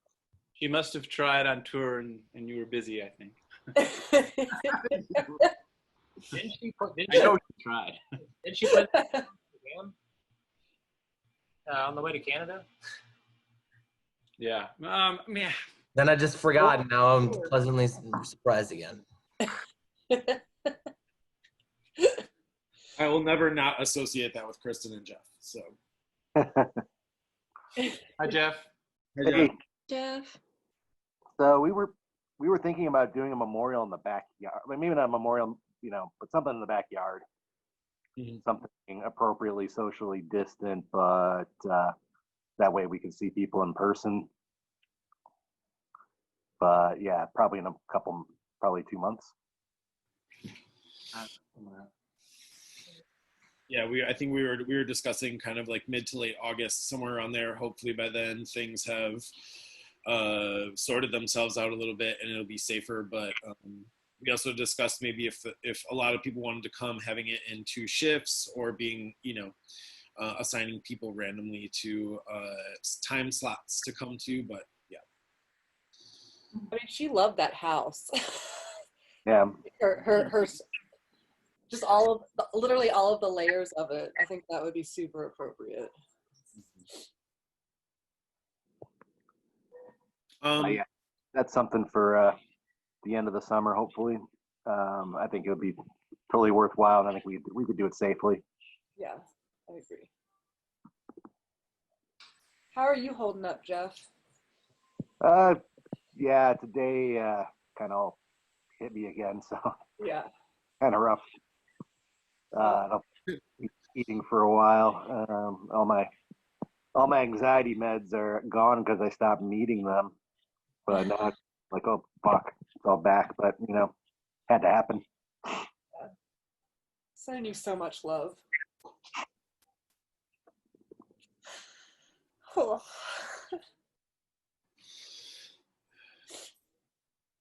Ever stop thinking about you, Jeff? Thank you. Hey, we can hang out in the yard. Leslie and I have spent a few mornings over there hanging out in the yard. Plenty of space. Whenever you want company, let us know. Yeah. The backyard is always open. It's massive. You can sit 10 feet apart from each other and still have a totally good conversation. And yeah, we should. Anybody just hit me up and we'll hang out in the backyard. But yeah, I think I gotta go. I need a break. Yeah. But thank you everybody for showing up, for being here, for sharing stories. Yeah, but I gotta retire. We love you, Jeff. Love you too. Thank you. Bye, everybody. Love you. Love you too.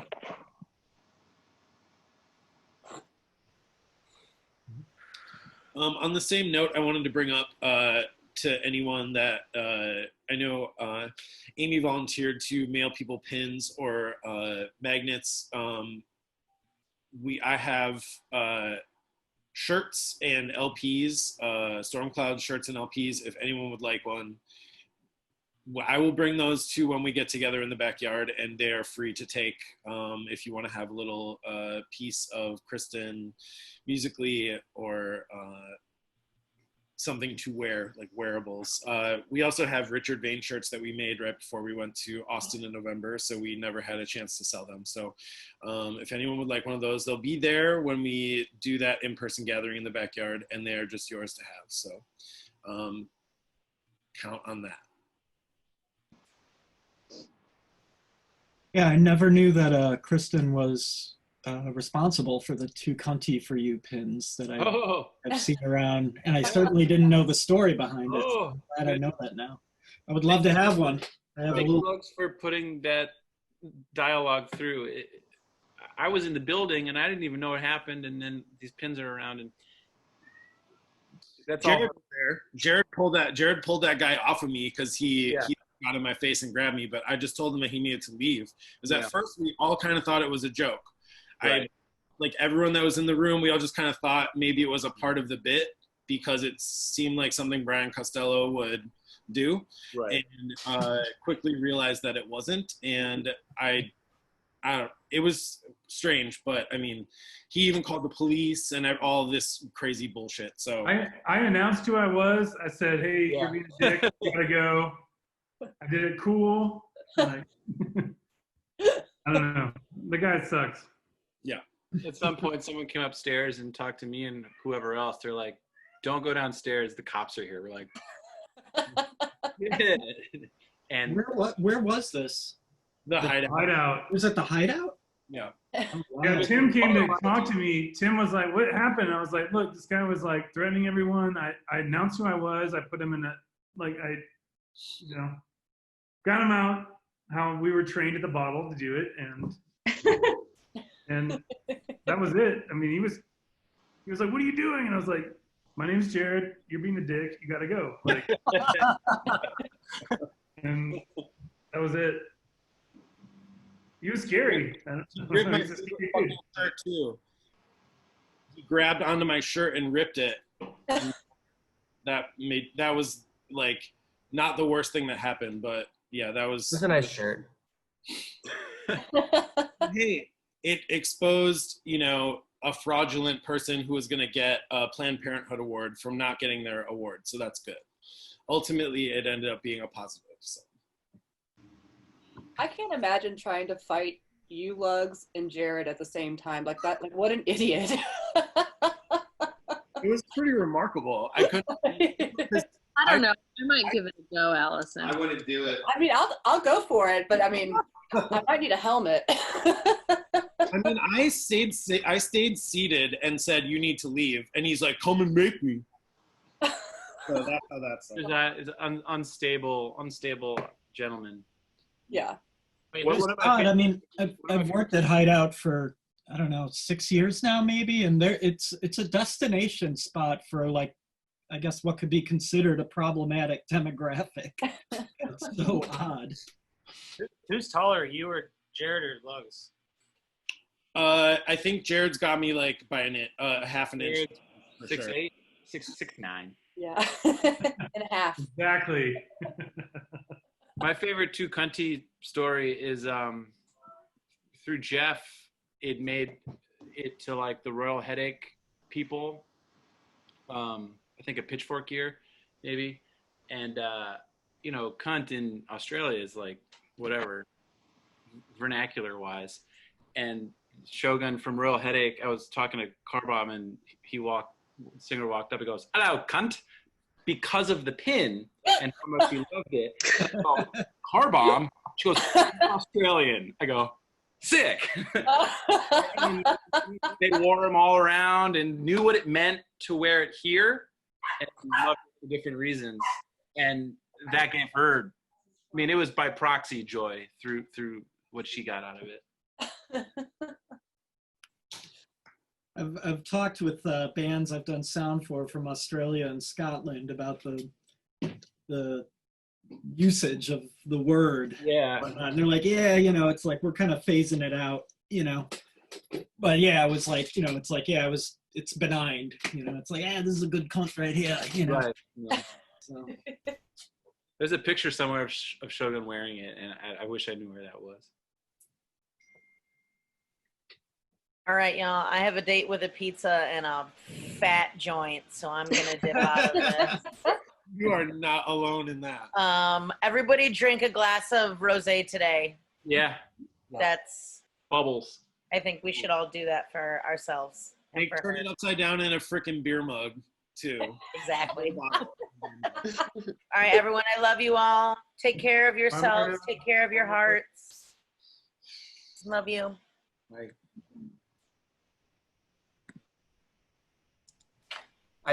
This is another thing I forgot, but like, what's the story behind that like picture in New York where she's flipping off this dude, and it must have been in the mid 2000s or something? Anybody know that story? I know that dude is Paul Hanley. I thought that Daniel Arnold took that picture. Am I wrong in that? Could be. I just know the guy she's flipping off is Paul Hanley, and they were good friends. Yeah. It was a house party, right? That's what I remember. It was a house party, and like the conversation going on was one direction, and someone thought it was funny, and then that's the way I remember it. And she took the time to flip off the camera without even turning. Yeah, I think it was Daniel Arnold, who's an amazing photographer and a friend of hers from back in the day that is just awesome if you don't know who he is. My favorite picture of her ever. It was her favorite. I think one of her favorite pictures ever. Profile picture like all for years and years and years. Yeah, it speaks volumes of her. I think. Yeah, I just bought one of his prints to frame because it reminds me of her. Like it's so weird to like have this guy I've never met and be like, oh, that reminds me of our mutual friends, and not you, which is kind of lovely and wonderful. Seeing all the photographs, I was reminded Christen had really great hair. Always did. Yeah. Really good, like straight, like almost angular, like super fashionable, but like not. I don't know. It was like. Yeah, I used to cut it for her. What's that? I used to cut it. Really? Nice job. She was always like, I don't care. I want to look like a lesbian anyway, so just do your work. So we'd go out on our parents' deck, and I'd be like, I watch a lot of TLC and Bravo, but I don't really know how to do this. And she'd be like, just do it. And I'd be like, okay, layers maybe? Not well. Yeah, new haircut day at practice was always pretty on fleek. Very good. We're all setting up, and she like, new haircut. Was she always pretty known for giving like tidbits and so like little gifts and stuff? I just kind of remembered when we came back from Canada, she like got me this T-shirt that said. Like,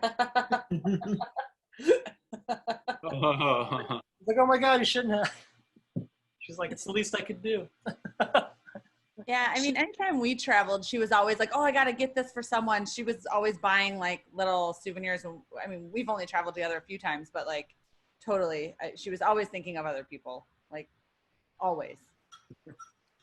She commissioned me to make art a couple times as gifts for friends. And that was really fun. My heart's like pounding right now.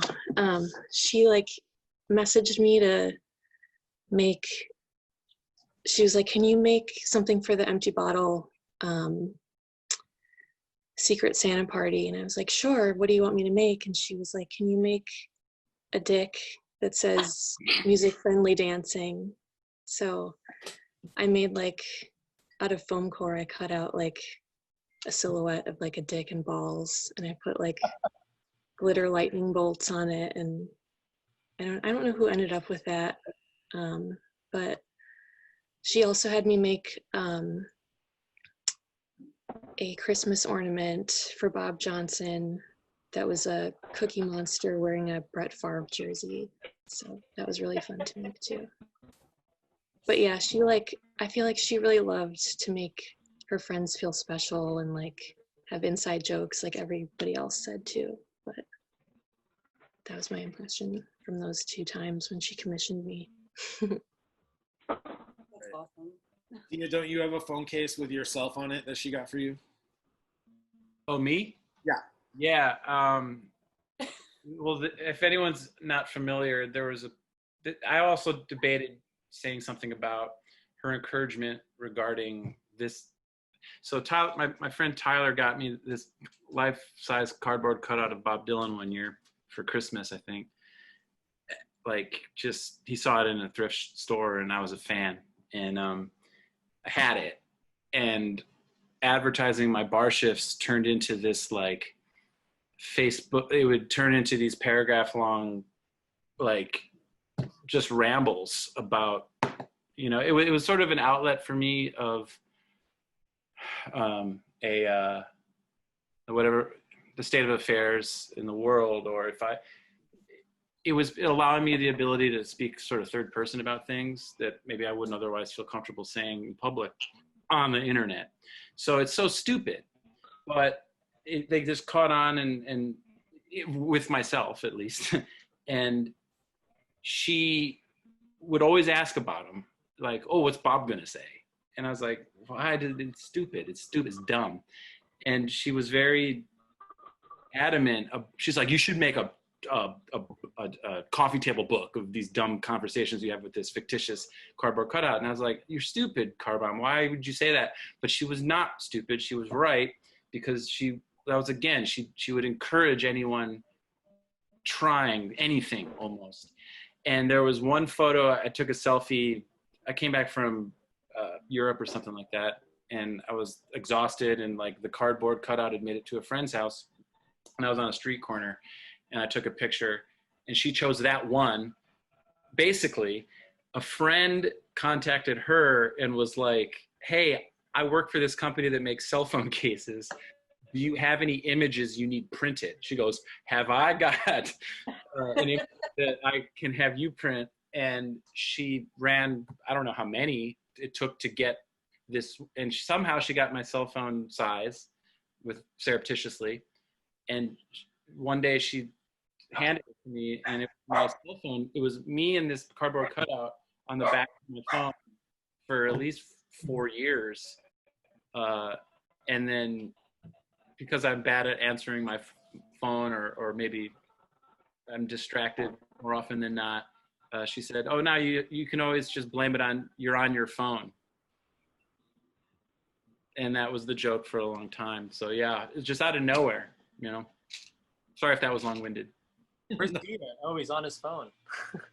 Where's Dia? He's on his phone, literally. I have it somewhere. Actually, yeah, I'll get it.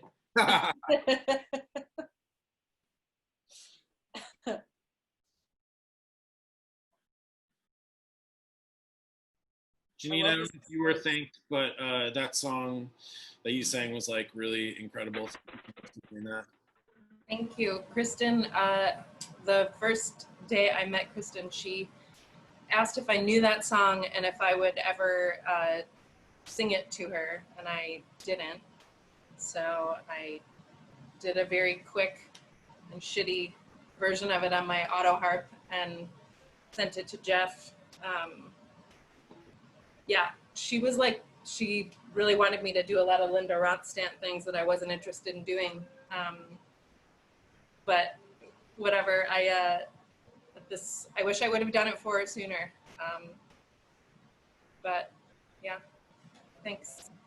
No problem. Now we got it forever, so that's good. Unfortunately.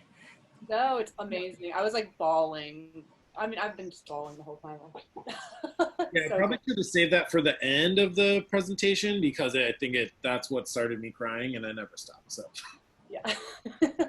No, we needed my dick. Yeah, that was important today. somehow, even though that's sentimental, right? Because it was. It's really sentimental. It's really sentimental. I was like feeling emotional about my dick today. So. The joke that never stops. I love it. Real quick, thank you so much to everyone who put the effort and time and work into the memorial. It was absolutely beautiful. So thank you for doing that. everyone who Yeah, it was great. who had a part in it. Leslie and Kathy, they did it. They did all the important stuff. I'm glad I was able to be a part of this. Thank you for being here and speaking. You're welcome. You're welcome. Speaking of speaking, it was jarring and kind of a shock. I wasn't expecting her wedding speech to Kathy to pop up in the videos, which was amazing, and it was so incredible to hear her voice. So I've been like listening to the Empty Bottle podcast, like I've just been looking for ways to kind of like hear her voice again. So Justin, thank you for offering the Storm Clowns stuff when we all get to meet up again. But if anyone has recordings or like video or something, like if there's a way we can like kind of dump that digitally somewhere, I don't know, like if it would help you guys, it would really help me to be able to like hear her or, see her, just moving and laughing. I don't know. Sorry. No worries. Leslie and I have those files. If anyone would like them, we can, I'm sure, create just like a Dropbox or WeTransfer file and everyone can have them. But this is being recorded, this Zoom call that has all this content, and we're going to post it. We're going to put it up on YouTube after. So it should be there. Everyone should be able to kind of like look at this. And I think the way that Zoom records is that it records all the content and the chat. So we'll be able to see all of this. Okay, cool. Thanks. I feel like there's like, it's like we should do a Christen Thomas laugh like remix. I feel like that would be so funny. I don't even know how that would sound, but I think that would be really great. I too, Amy, I remember like I would listen to like the Empty Bottle podcast, specifically the one with like Noah and Brian and then like Bob, and I would just like, I would be having a bad day and I'm like, I need to listen to this now, and just go and just like listen to Car Bomb, just like laugh, and it just transformed my day. Then and now, can you get that now? I was having a hard time finding it. Couple episodes. How to get it. So I have the file as well. I could include that in part of it. That would be amazing, because I wasn't able to find it recently, but that would be amazing. I got so mad too. I was like, I'm gonna kill whoever. Yeah. It showed up, when I went to look for it, it showed up on the iTunes podcast and it was listed, but then when you went to download it, it wasn't there. But I don't know how I somehow managed to get it, but I have the file on my computer. I mean, that was the best part of the whole thing, is just listening to her laugh. I mean, it's like whatever you could say to make her laugh, but get it out there. That was always the goal, right? Like, I mean, yeah, always. It was so easy too. It's like That's just what I was gonna say. Yeah, it's just like that's part of the fun was just like. You right now is the funniest person in the whole room. When we went to Atlantic City, we pretended like we were on like a honeymoon the whole time. So we did like the corniest stuff, and one of the things we did is we took like a cruise, like we took this like boat cruise like out like through the port and like out on the water and back, and we were like, I think there were maybe 6 people on this massive ship, just us. And so I was like, I'm gonna do the Titanic thing on the front of this boat. I was like, hold me. And so I'm like standing in the front of the boat, and the captain like was speaking to people, like he could talk like so that everyone could hear him, and then he was like, I'll never let go, Jack, like while we're on this boat. And out of all the laughs, Christen, I have like in my recorded memory of Christen, like the guttural, like high-pitched squeal that came out of her from that like scary like it scared us because we didn't know anyone was watching us or could see us, and I don't know, that's like one of my favorites. I thought about referring to it as the cackle in my thing today. I was just like, well, that's not the right word, but it can't. It's describe it. It's indescribable. Absolutely, cackle's good. Cackle's great. Okay. Well, and you knew she was like she was there when you'd hear it. You're like, oh wait, she's here. She's Yeah. somewhere. She walked into the room. She's already laughing about something. Yeah. And you have to know what she's laughing about, of course. So like you end up hearing this wild story about someone you may have never met before, and then you meet that person 15 minutes later, and it's like, oh, and now I have a new friend because Kristen was laughing at something ridiculous that they did. It's like the goal of every hangout. It's like, okay, let's get this thing going. Let's see how long we can keep this going. You know, like. Oh God. Even if she wasn't in the video, if she was like taking the video of the thing that was going on, you could tell it was her. Like this one time, Storm Clouds was playing like Milwaukee, right? Like the outdoor fest. Yeah. Mittens Fest. Yeah. And Dia and I were like dancing like Run DMC, and she was like, filming it, but she was laughing the whole time. It's just like, oh man. Like, we walked out the door and she just started filming for no reason, and then we're like, "Ooh, an audience!" That morning was wild. I don't think anyone there. It's like to get the laugh. Huh? Well, you talking to me? Somebody's breaking up. Whoever that was breaking up.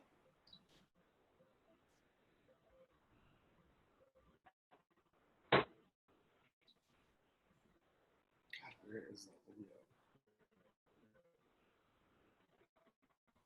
Oh, here it is. No, it's not it. Here it is.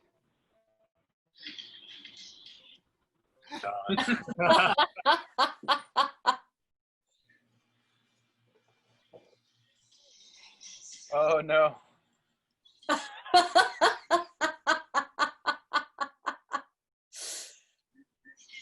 Yes.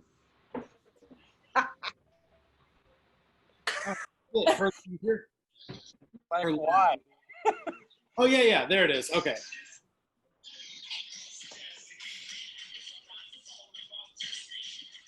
It was like NWA. It was like Southern Cali hip hop from the 80s or something. But like, we can't see the video right now. And this is probably the weirdest way to show a video, but yeah. I wish I had it on my computer because I remember it. But Facebook somewhere. It's up there. It's on Facebook, Instagram somewhere. I'll have to like find it. We should have put that into that little montage. I just forgot. That's crazy. She's just busting out laughing. I mean, those are some pretty good moves. I would be laughing. I mean, like that's top notch all around. Well, all right, full disclosure, I had gone missing. So did she though. Immediately after we played, she just went over and fucking sat at the Vanguard the rest of the day and drank. Yeah, we all went missing in different ways that day. But Yeah. I was like, about like Aegis and I stayed out there in the cold with like completely unfeelable feet, drinking beer all day. Yeah.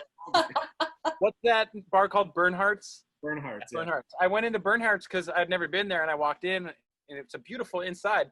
So I stayed, and I was just like walking around, and then apparently I was lost.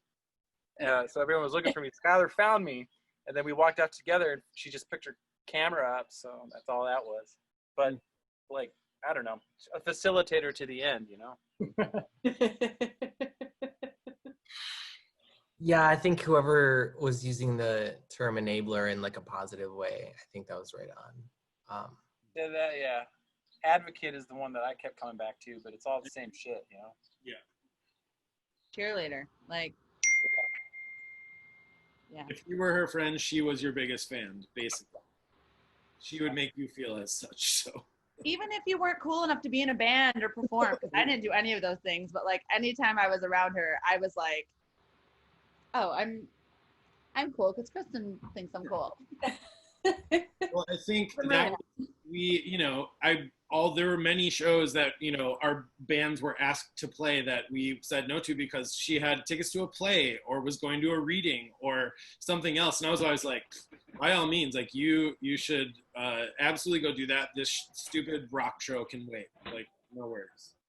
I think she actually skipped practice, Storm Cloud's practice, to go with me to see Roxanne Gay and Gloria Steinem speak. And we were standing in line. She's like, I don't think they're going to be mad at me, but I'm not, she was missing a practice. And I think it was I'm pretty sure because Dick Vane wasn't around yet. And we got through there. And she kept bringing it up, and I'm like, we're about to meet Gloria Steinem. I'm like, we're gonna get in line to meet them. We need to drop this. And so she was like, okay. But yeah, I remember that. And she, I mean, yeah, she was like that person, right? Like you said, like a reading, a musical, like literally anything culture related, anything social justice related. Like if you wanted to go and you didn't know if you had anyone else in your friend group that would go with you, the first person that would always come to mind was her. Always, always, always. Yeah, I totally resonate. Yeah. I think she expected me to be like upset, and I was always like, no, it's fine. You can skip, like, by all means.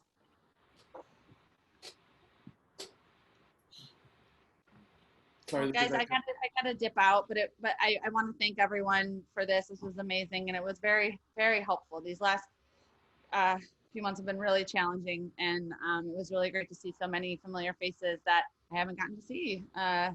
I love you guys so much, and I look forward to seeing everyone in the backyard soon. Okay. Yeah, absolutely. Bye, Quinks. Love you. I love you guys. Me too. Amy.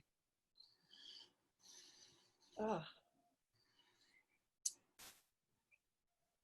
I will say this has been very healing. Like I just haven't, I don't know. It's like metabolizing this has been so hard, you know?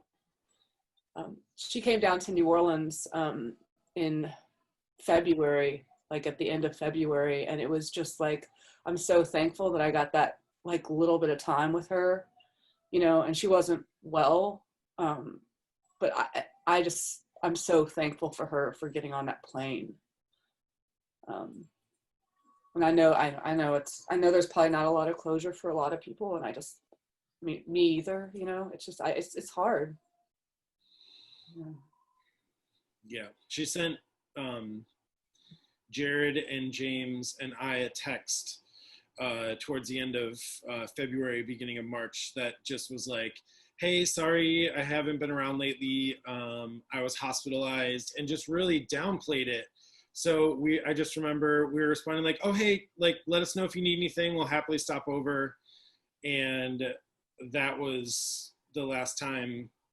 So, I mean, until the very end, until I got the call of that she had been hospitalized, like, I never thought, and I'm sure many people didn't think, that what was going on was serious. So that was just like a really shitty perfect storm of timing, that, you know, she was in a situation where no one could go see her or talk to her, which was like so sudden and so crazy and so hard. But right 2 weeks before she went to visit you, Allison, is when we all, like, it was Lucas, James, my partner Hugh, Jeff, and Christen all went bowling at Avondale Bowl, and that was the last time I saw her. So I think while she was still up and doing stuff, she had a good run of things she was doing. Oh, I mean, I was in town in January, and she and I just like, it was like normal, you know. It was, I'm thankful that it was so fast. Like, I'm thankful that like she didn't suffer, you know. But it's hard. I don't think she knew how serious things were, right? Everything just hit at once, right? I talked with Jeff some, but yeah. Well, it's been an aspect of Christen that I love and respect so much, is that she kind of remains mysterious till the very end, you know. Like, there's so many parts of her that I'm like, especially like once, like I was like, there are just certain things that I didn't know, you know, and she's endlessly mysterious and also completely accessible at the same time, which I think is part of that magnetism of her, you know, because she was also so private, you know, and I loved her for that, because she maintained this integrity while also being completely accessible to anybody and everybody, you know. It's very human. Yeah. She seems to have lived like multiple lifetimes, and you know, it's really crazy. All the experiences she's had, you know. It's but it's, someone get it straight to me. What was her role in The Lion King on Broadway again? She was like conducting it? Am I wrong about that? It's a Kathy question. Yeah, she had an internship with the conductor. So I think she got to like hang out in the pit for a lot of performances. And okay, right. I remember she was always just so excited to get to hang out in the like archives and library and stuff there. And but I remember one time, because when she was doing that, I was in high school. And so one time my parents let me come to New York by myself to visit her, and because she was like, oh yeah, and you can come see the Lion King. And I came into the city and she was like, yeah, I totally can't get you tickets to see the Lion King. So I had to just go to the movies in Times Square by myself for the 2 hours of the show, because she was like, well, I'm still going to sit in the pit, because like they let me sit in the pit and that's awesome. So I'm going to go sit in the pit. So go do something else. And so I to go see by myself in the movie in Times Square. But yeah, that was her gig in the Lion King. We just had a pretty good pool of adventure with like something like that. Like she's like, oh, do you want to go see the Blue Man Group? Like, yeah. Oh yeah, totally. She's like, yeah, I know, like, you know, my friend Noah like plays. And the next thing I know, we're like sitting up in their little pit area. I'm like, this is how we're gonna see it? She goes, yeah, totally. Like it's gonna be great. I'm just like, like, hey, well, in my version, I've still never seen the Lion King, so Weird flex, Kristen. Yeah.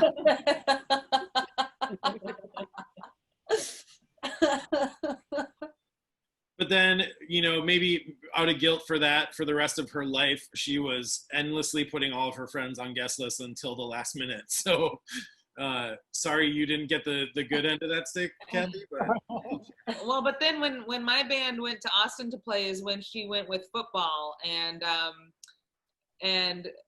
my band, we thought we were playing South by Southwest, but it turned out we were playing like a coffee shop on a strip mall outside the city limits of Austin. And so we were so defeated when the GPS brought us to this strip mall, and we were like, oh, this is where we're playing. But Christen was like, well, I'll get you in to see football, which of course was playing in this huge venue. And we got the rock star treatment afterwards to get to go in and see the band. And, you know, we were on the guest list and ushered in. We were like, oh, we are a big deal in Austin. Oh, it's okay. It's okay. I didn't realize how like sort of important or monumental that like whole week was, because I remember seeing football. I was down in Austin for the first time at South by Southwest, and we had some time, like, and we were just like walking around, and football was playing outside of a bar, and Jim climbed the ceiling, the roof of a bar. I think it was what? Beerland. Yeah, Beerland. Beerland. One of my favorite stories of hers. Oh my gosh. And like, I don't think I'd seen football before. Maybe they never played before. It was incredible. And yeah, it was, I didn't realize all the sort of connections that were being made that weekend, but yeah, it was pretty cool to hear about, because yeah, I guess I was there too. Whatever. I love that story, and I'll stop talking, but like, because it was like right after OBN3s played, and that was like when Orville was just a maniac and like was like crowd surfing and doing all these like insane antics. And Jim, if Jim's here, he should probably be telling the story, but jealous. No, but it was so fun. It's like Jim was like, or according to Krista, was like, how am I going to follow that up? Like, what am I going to do? He's like, I'm just going to climb on the roof. And he gets up there and he doesn't, and then he's like, how am I going to get down? He's like it wasn't thought out at all. So now he's just like, not thought out. Stuck on a roof. That's one of my all-time favorite stories of hers, for sure. My mom just brought me a glass of wine, if you're wondering what was going on. Necessary, right? I was gonna maybe like talk to people more about it afterwards, but for anyone that is interested in getting tattooed, One of the last, like, I don't know, 10 or 15 text messages I have in my phone from Christen is when we were down in Austin playing Levitation in November. We were just like sitting around and she just randomly texted me this picture that she had found and was like, "Ooh, I really want to get this tattooed." And I was like, "Well, I'll get it with you," because it's a play on this picture.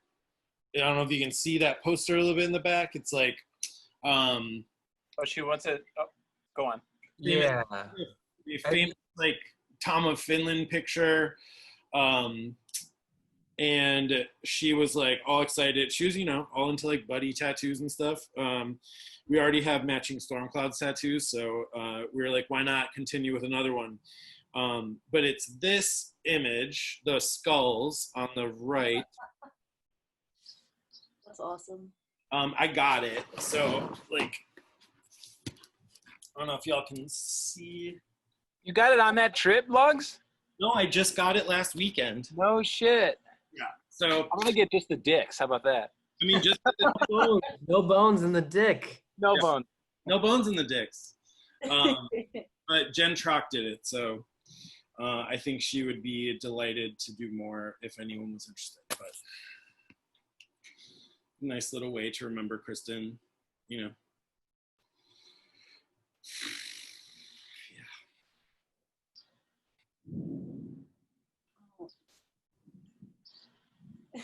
Yeah, I'd probably be down for that. This was really helpful.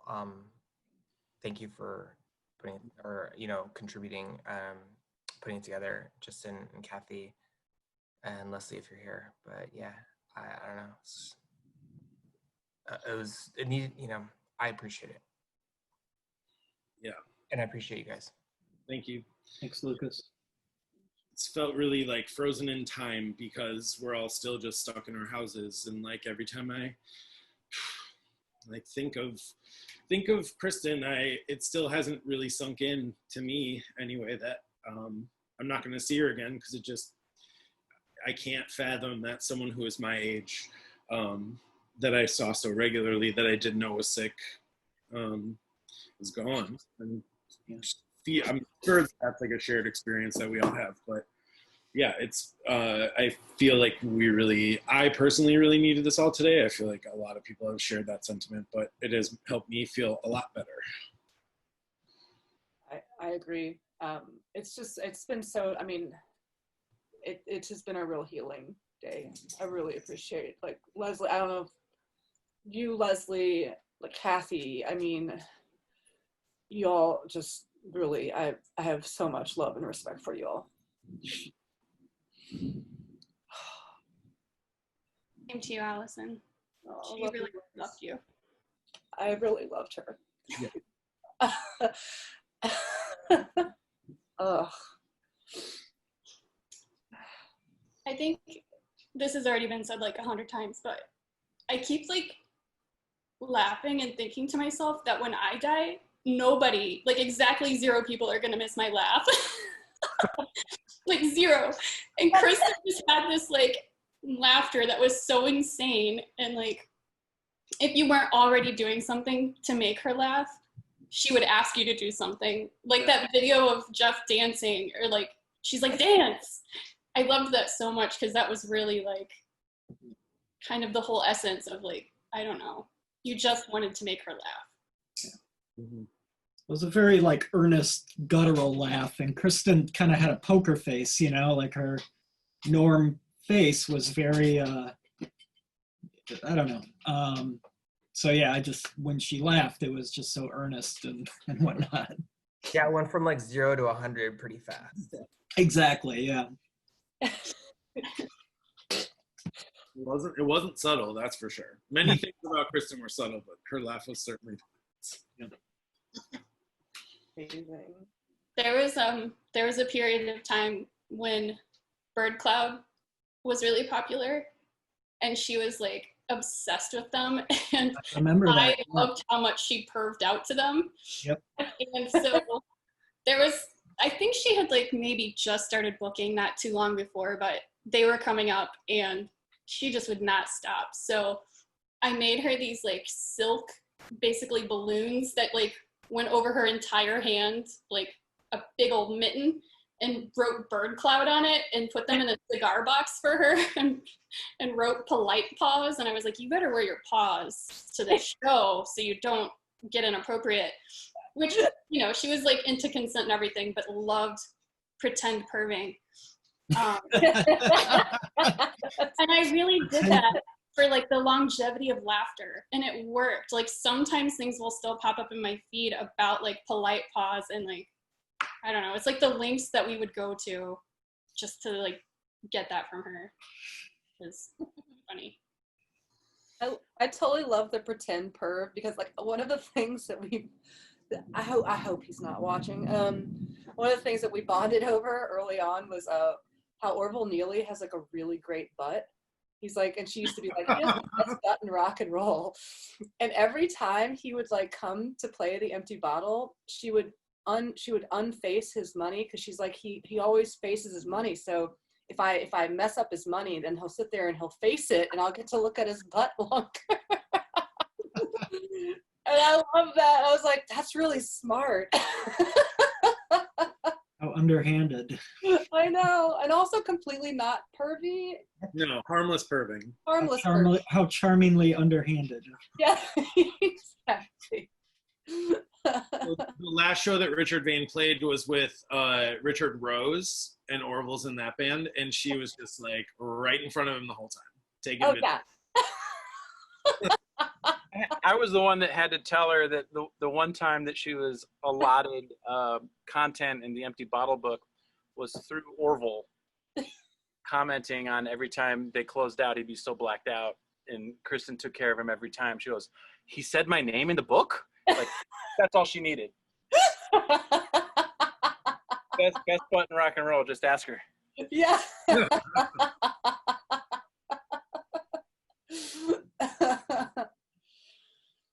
Oh, y'all, I should probably pop off here. I love you all so much. It's good to see you, Allison. So good to see you, Kenny and Leslie and Lucas at Lugs. I mean, everybody that I'm not seeing right now. But talk soon. Keep me posted. I have one tattoo, which is 4 dots that Heather Gable put on my ankle, and I will totally get I will totally get that tattoo. Oh, I'll get it on my butt. I don't even care. All right. I love you all. Talk soon. That's you, Allison. Bye. Bye, Green. Bye, James. Love you. Love you. We're the last dozen standing. I don't know how everyone else is feeling. It's like last call an empty bottle around here. I know, right? Somebody kick me out please. This probably isn't super relevant, but like there was a picture of a lot of this like old black musician that I didn't know who it was, and I just was wondering who it was. Does anybody know who that person was? Oh, I remember that picture that you're talking about. I do not know who that was. Where was this? Allison would know. She was in that picture. Yeah, it was. Oops, second too late then. Okay, it's not important, not terribly important. And cue Kristen's left there. Irony.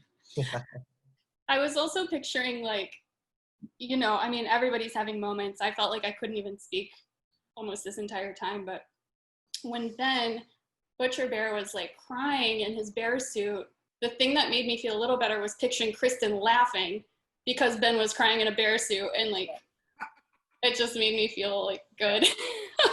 He was an icebreaker, and I had meant, like when you told me that I'd be going after that song, I was like, I think I finally know what I can say, because she opened that I still don't fully understand it, but she opened that portion of her life to me, and then seeing him open, like it was beautiful. Yeah, I just met Ben when we went to Austin in November, and I'm sure that this was like partially planned, you know, on Kristen's behalf so that she could go see him, which I didn't mind at all, but we had to go we went to his house to pick up a keyboard stand for her because we flew down there with, you know, like Jared brought his guitar. That's where you got it from? Yeah.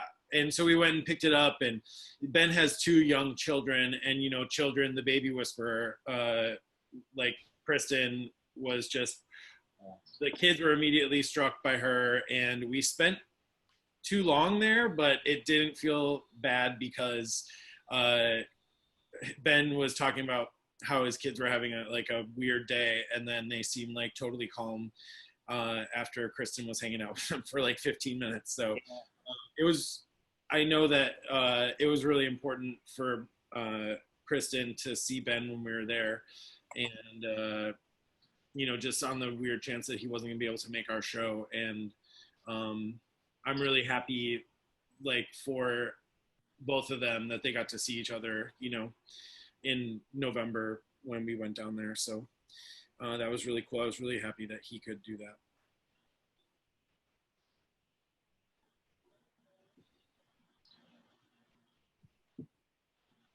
Thank you guys for putting this together. I'm gonna pop off here. I'm gonna get to cooking myself. Yeah. I'm gonna cook my cat. Yeah, if everyone's cool, I wouldn't mind shutting this down. I have to go write a paper, so. Keep us informed about what's going on the next couple months or so. Yeah, I mean, Kathy, I know we need to stay in touch about that. I don't know, like, what it's going to look like in terms of traveling, you know, but Jeff and I have had a few meetings where we were talking about having something in person here, because we want to be able to kind of like give away the stuff that is like people are going to want to have. So, and I think it would just be really cool for us all to be in person together, even if we can't be hugging, you know. I think that would still be really important. But yeah, I think we're going to figure that out with Jeff, and we'll keep, Kathy will definitely be involved. We'll keep that going. But I think that's the next thing. And then we'll just plan the next thing. Like, hopefully that's some kind of a, you know, show where we can raise money and donate it in her name, or create a foundation or something, or a scholarship. Yeah, there has to be a way to do like some sort of performative thing. That's the major thing that crossed my mind, of even if it's something like this, honestly, 30 people are there, but we do it satellite for you know, something like that. Please keep me in the loop on that. Yeah, hopefully we can all be around each other in person sometime soon safely. I'll reach out to people who have like open spaces and stuff, and just see like what, you know, because at this point, that's I think the. Hey, Lugs. Hey. Approach. Yes. Everybody. Hi. I kind of wanted to stay silent the whole time because I did not want to steal any spotlight. Everybody here is absolutely way closer than her with me, but I just wanted to say, like, because of what she did professionally, like, and she got robbed of like a proper goodbye. I really think like an annual thing would be, she totally deserves that. Yeah. And have like a day, and moving forward. I don't know. Just my 2 cents before I sign off and say hi and bye to everybody, but I think that'd be a really, really cool and beneficial thing. I think she would fucking love it, and she absolutely deserves it. We could choose a charity. Yeah. I mean, what I was just thinking, and I wanted to like brainstorm with others, is to like, you know, have an annual thing where we have a show and there are bands that play, and all the money raised goes in her, like, to a foundation or a charity that, or scholarship in her name. And I mean, that shit would be real popular and make a lot of money and like really help. So I mean, I think the community like would be so behind it, and I think she's the perfect person to I don't know, be that face, you know. I mean, just besides her being fucking awesome the whole time, like with her background, it just makes so much sense, I think. You know? Yeah. Give me a reason to come to Chicago every year. Exactly. There we go. Yeah. I mean, either her birthday or in April or something. I mean, yeah, something like that. But I think we're all on the same page. That's, you know, I mean, the funny thing about that, the video of Storm Clouds that got played was that like she had just gotten fired from Empty Bottle. 2 weeks. To even say that she got fired from Empty Bottle still pisses me off to this day. But I mean, she booked that, and then like we played it right after she was fired. And so like Christen was terrified of being on stage. We all know that. But I mean, I just thought it was really important to make sure that everyone knew that it was because of her that happened. And that was a sold out show at the Empty Bottle at $10 a head, that every single dollar got donated to Girls School of Rock. So, I mean, and then they copied and did the same thing when Prince died. And so she was definitely a pioneer in helping people in those kind of very specific ways. And I think it's only fair to her memory and legacy if we continue doing things like that in her honor. So yeah, we're right there. I agree with that. Let's spitball it, and even if it's multiple donations, you know, I think that would be a beyond appropriate, like a start. Yeah. Someone in Madison's chat is trying to speak. Go ahead. Hey, very uncomfortable with public speaking and such, but oh god, I'm gonna start crying.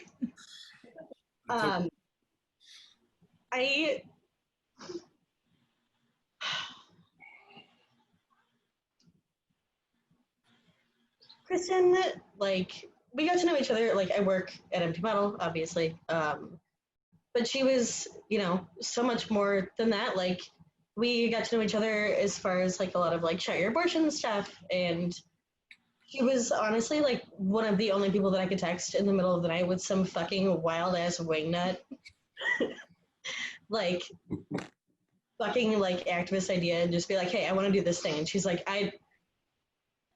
yeah, let's do it. Like, let's just do it. And it was, this sucks. I don't.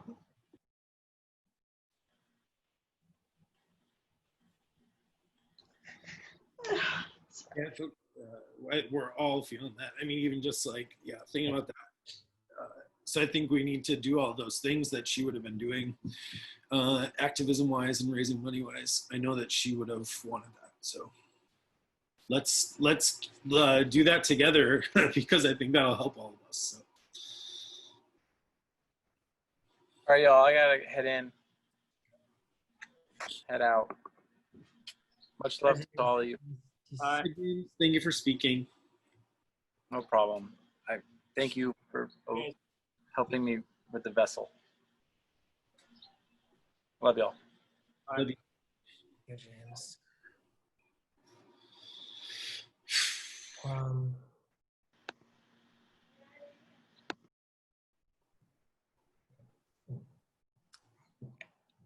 Justin, thanks again for hosting. You did such an amazing job, and she would have just been so stoked with you leading this. So thanks. Yeah, thank you, Justin and Leslie, for stepping up when I said I needed help with this. Yeah, absolutely.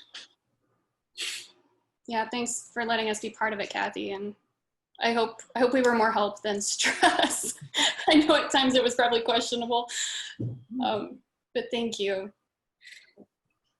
It's been cathartic in a way. Yeah. Yep. I know, Brady, I just want to say, like, I don't know if you can hear us, but it was really nice to see you, and Christen loved you so much, and I'm so happy that you could be here.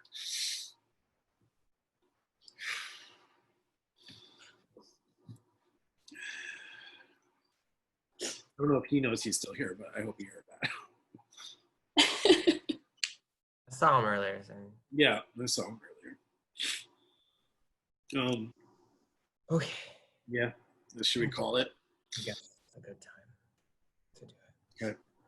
Thank you again, everyone, for being here. Thank you for speaking. Thank you for staying till the end. It was really nice. We're 3 hours later. We're still here, so I expected no less.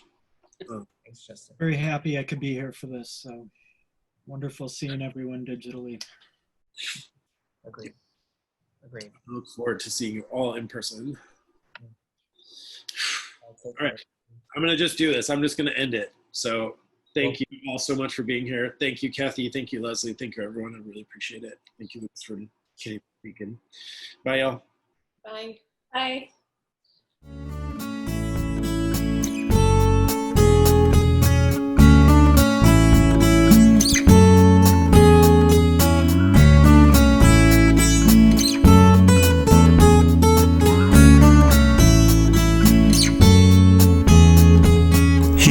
My dick, I want a ticket to my dick. Maybe we can my dick. Maybe together we can my dick. And if my dick is better, started from might have got nothing to lose. Maybe my dick, but me myself I got my dick to prove.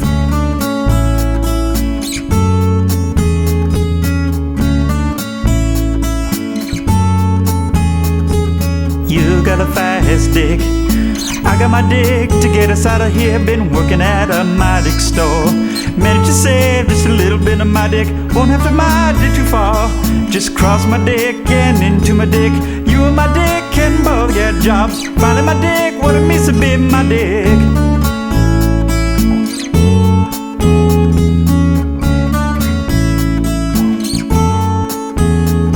Say my dick's got a problem. My dick lives with a bottle, that's the way it is. He says his dick's too old for my dick.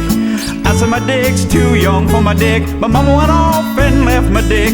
She wanted more than my dick could give. Said somebody's gotta take care of my dick. So I quit school, that's what I did.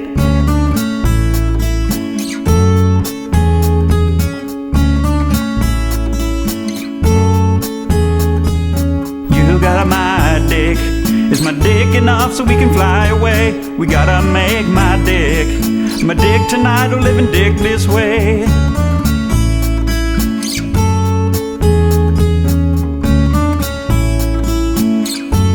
I remember my dick in your car. My dick so fast like I was my dick.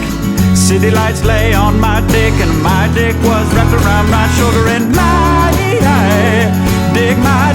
dick belonged.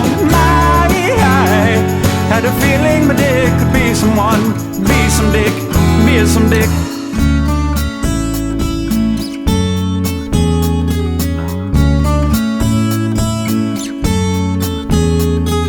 You got a fast dick. We go cruising in my dick. You still ain't got my dick. And I work in the market as a checkout girl. How long my dick will get better? You'll find my dick and I'll get my dick. We'll move out of my dick, buy a big dick and live in my dick.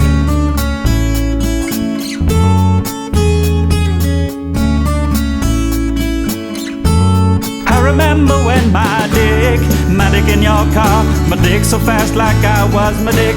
City lights lay on my dick and my dick was wrapped around my shoulder. And my dick felt like it belonged. Had a feeling my dick could be some dick. There's some dick, there's some dick.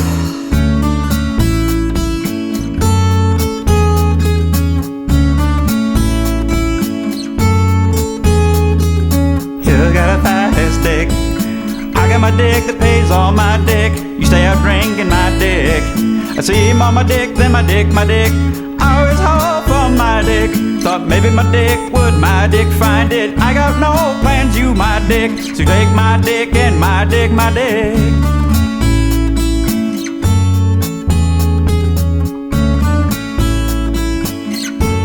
I remember my dick in your car. My dick so fast like I was my dick.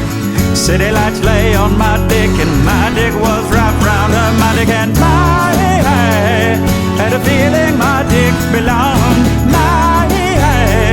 My dick thought it could be my dick, be my dick, be my dick.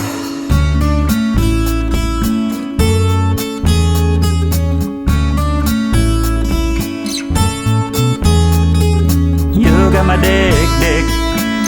My dick should fly away. Me, my dick, my dick. My dick tonight or my